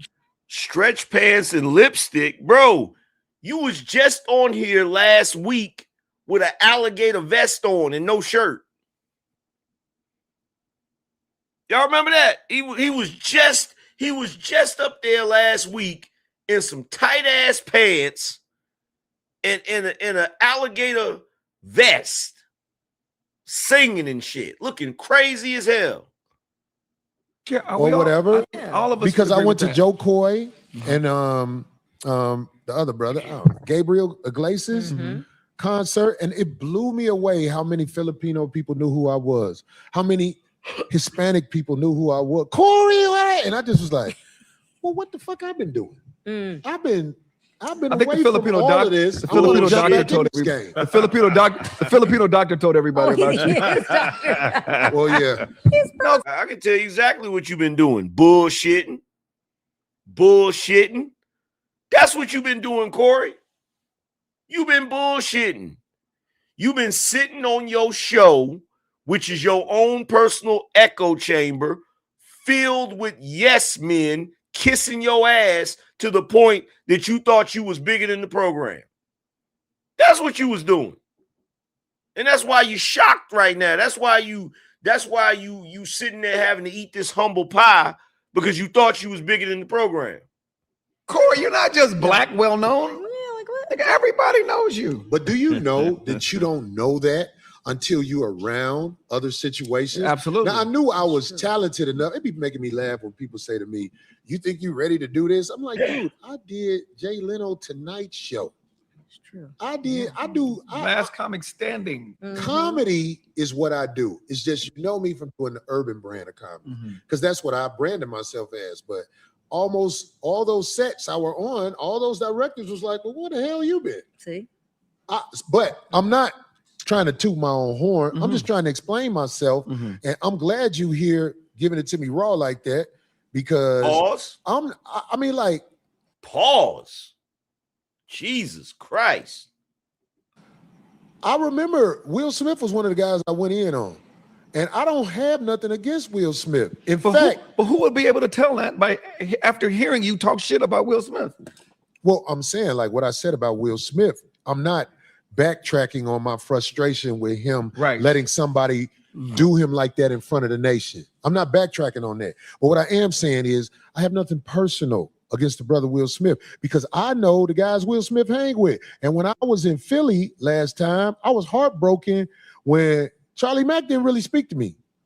And you know Charlie Mack ain't no punk. Right. He didn't play me off for nothing. It's just he didn't, what's up, Corey, like he normally do. So that's why I'm saying I don't have nothing against our brother, Will Smith. And if I said things that makes him feel that way, I definitely want to apologize for that because I don't hate Will Smith.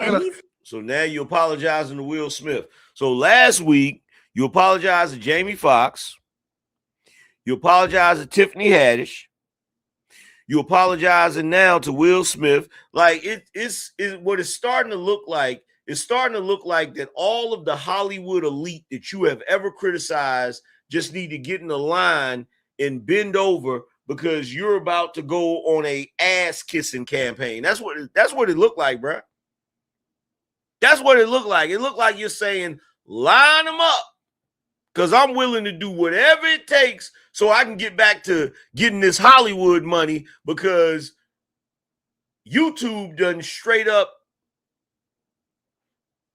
Let me not say that. I'm not going to say that. I'm not going to say that. All I'm going to say is this. You talked all that shit about YouTubers. You talk about, oh, these YouTubers ain't really got it popping and shit, right? Y'all remember that, right? These YouTubers, they just a bunch of gossipy men, and they ain't got nothing popping, and they just upset at people like me, people like us that got it popping. If you got it popping, why the hell are you on this humiliation ritual? Why, if you really had it popping the way you claim you had it popping, why the hell are you on your show every week now, groveling and kissing the ass of every Hollywood elite that you could think of that might be able to throw you a bone? Why? If you were street proof, as you said, if you was good, if you was a legend, you was a monster in the game. Let me tell you something. When Cat Williams went on to Club Shay Shay and said all of that shit he said, right? Did Cat Williams apologize? Have y'all heard Cat Williams apologize for anything that he has said?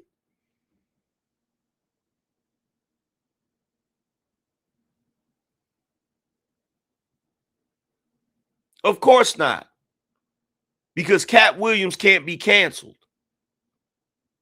Cat Williams cannot be canceled.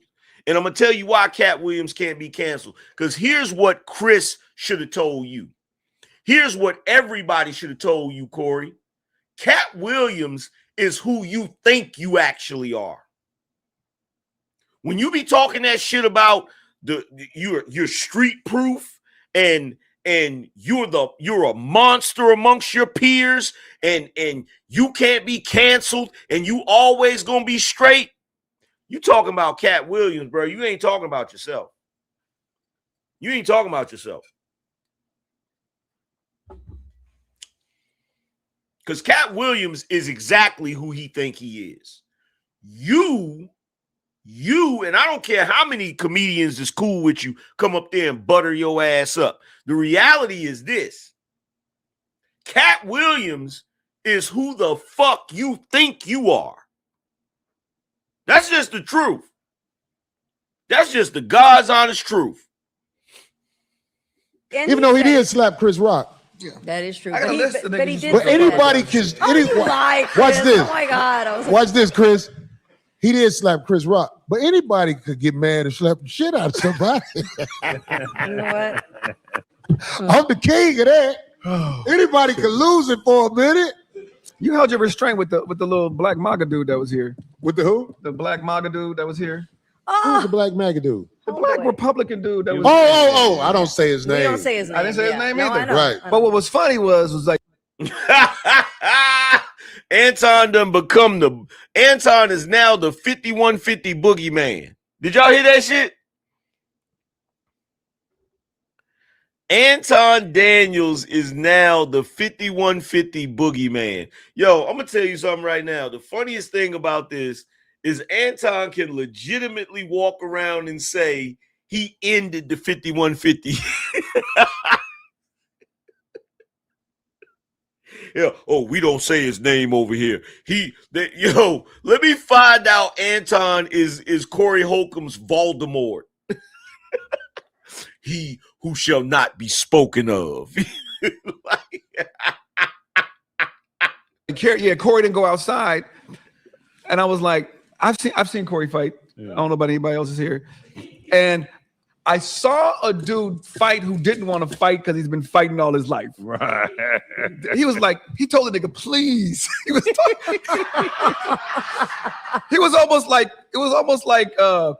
he's speaking a different language, like, be gone from me. Yeah. I was like, yes. Corey was telling us that this dude kept fucking with Corey. And Corey, he didn't beat the shit out of him. Corey, he slung this nigga around and had him on the ground and was like, He talking about this dude named Rob who looked like the Incredible Hulk. You saw him. You saw him recently, right? Man, I saw Rob at the Improv. First thing I should said, I give don't another want shot. no trouble, Rob. Because Rob is so yoked now. That might have helped. Rod. That fight with Corey might have helped him. So when the dude was like, everybody was like, Corey was scared to fight. Like, no, Corey was trying not to fight. Right. I do this show for so many years. If you get into a fight on YouTube, they suspend your channel. Yeah. There's a lot going on with that with people like in our people who ain't got nothing to lose and say Yes. catch a fade. People who got something to lose, no, fade off. Right. Right. You There know, you drop go. the fade. Mhm. I ain't Yeah. catching no Yeah. fade. I'm gonna drop Right. But I love your take. This is some sad ass shit. Period. It's that time again. We going up. It's time to read the super chats.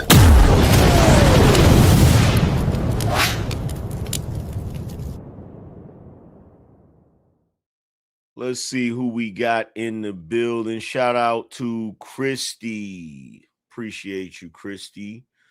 Let's see. Shout out to Cutie Exec. Cutie Exec said, back in the studio.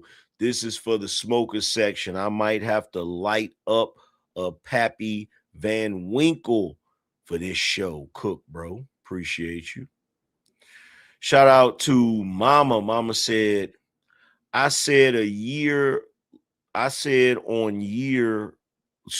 your last video about him, I think that was his humiliation ritual from Hollywood, or that he a plant. Let's see. Shout out to Adonis, said family is off limits. Laugh my ass off. Yeah. Shout out to Sloan, said donation for emphasis. Appreciate you. Shout out to Mr. Lone Star, said Corey is the same person as a man that got caught cheating with no place to stay. Shout out to a YouTube name, said Jaden Ivy now says wife has cut him off. Let's see. Shout out to a YouTube name, said that Dr. Doofus power getting to you already, huh? Let's see. Shout out to C-Train, said Craig ain't gonna be there for long. Yeah. I feel like a lot of them gonna start abandoning shit. Shout out to my man Jerome in the building. Appreciate you, broski. Let's see. That's that BINO energy. Jerome said, this is for bringing the studio back, bruh. Appreciate you.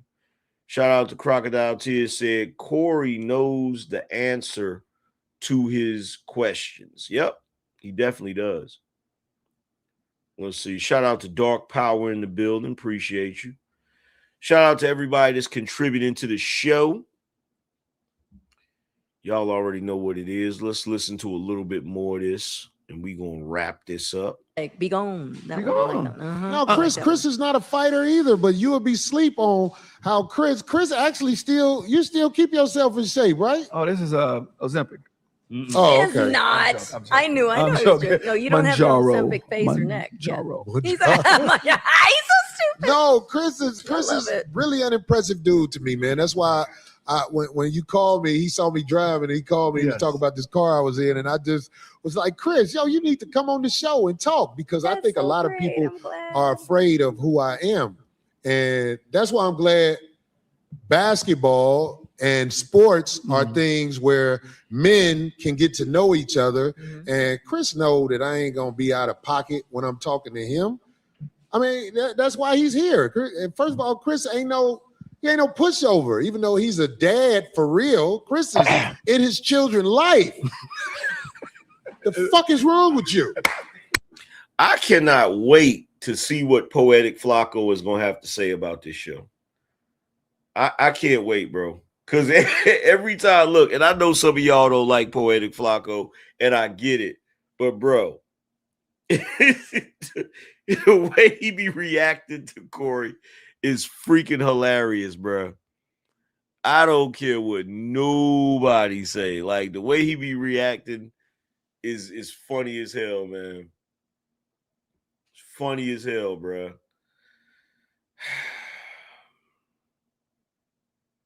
This is sad, man.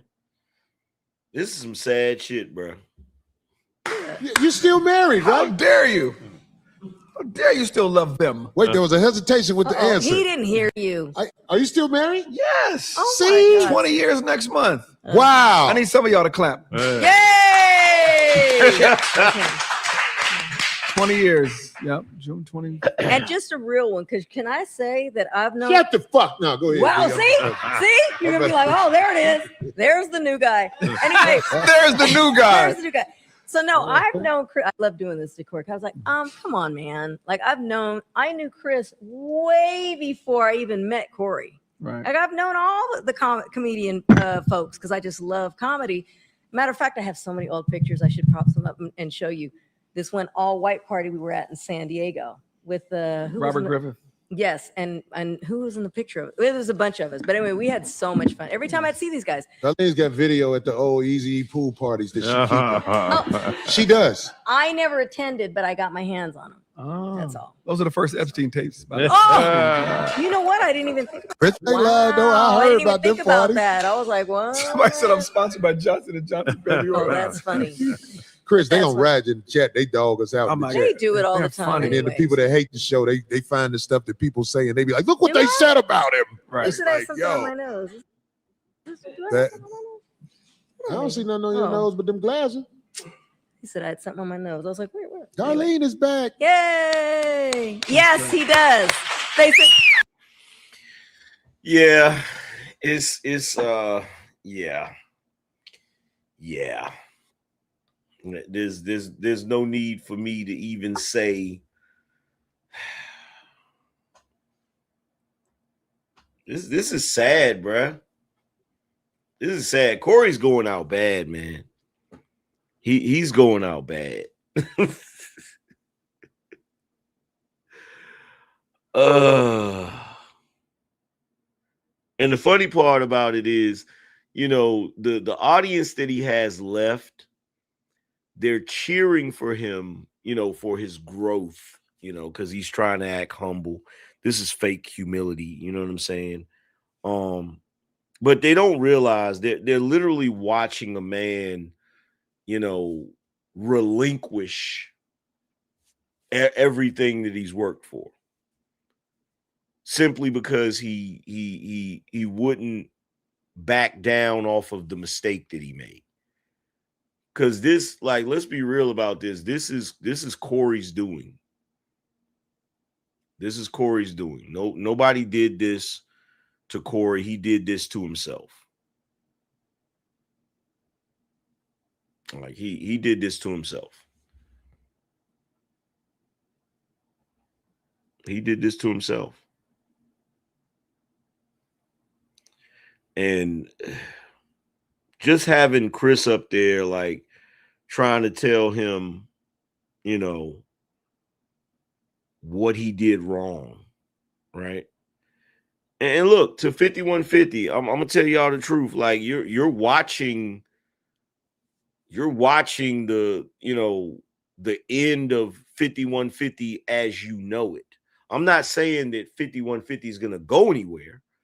You know, he'll still have the channel and he'll still be up there, but it's not going to be the same. Like, if he goes through with this, if he goes through with Chris's advice and everybody's advice or whatever, like, y'all are going to be watching an extremely tame Corey Holcomb. And I personally don't think that works. I don't think that works. I don't think that people tune into Corey Holcomb to see. You know, it's like that episode of Martin. Y'all remember the episode where they hired Gina and her advertising firm to figure out how to make Martin's show more appealing to the masses? You know, they was trying to make Word on the Street more appealing. And so they changed the set. They had Martin sitting there in a suit and some glasses or whatever. And he was like, you know, he was talking, you know, remember Charlie Murphy was on the show. His name was Bruh For Real. And he came walking in the set and he's like, man, it look different around here. I hope they ain't trying to change the brother. You know what I'm saying? Like, you know how Charlie Murphy sound. He like, yo, Martin, check that fool. Like, he's like, now hold on one second. This is where I bring it back. You know, this is where I take control, you know, and then Martin got the fighting, right? So, like, it's the same thing with Corey Holcomb. Like, he's not going to be able to keep this up for long. I told you, he didn't have to change who he is. All he had to do was course correct. That's all he had to do.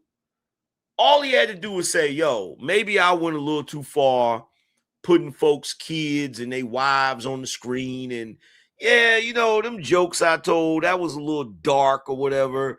You know, maybe I shouldn't have did that. Like, that's all he had to do. All he had to do was show some humility early on. But see, what he's doing now is worse. What he's doing now is even more disingenuous, because it's like you refuse to apologize to the people you should be apologizing to, and you refuse to apologize for what you actually did wrong. You would rather double down until you get into a bad situation, and now your out is to try to start kissing Hollywood's ass to hopefully revive your Hollywood career. Because look, I'm gonna tell you what this is. Him trying to revive his Hollywood career is him basically abandoning the 5150 format and the 5150 concept. That's really what that is. So I'm telling you right now, what y'all are witnessing is the end of the 5150 show that you know. Like, it's the end of it, bro. It's the end of it. But with that being said, y'all already know what it is, man. I'm going to get up out of here because I got more videos to drop. And I got to drop some videos in the morning. So y'all be on the lookout for my videos. Make sure you guys go over to the website and grab a copy of my book, The Angryman Standard. Make sure you guys grab some merchandise. We got a lot of stuff over there. And I'm about to get back to it because I got more content to drop. But I'm going to holler at y'all later. Deuces. The session is closed. The board is dismissed.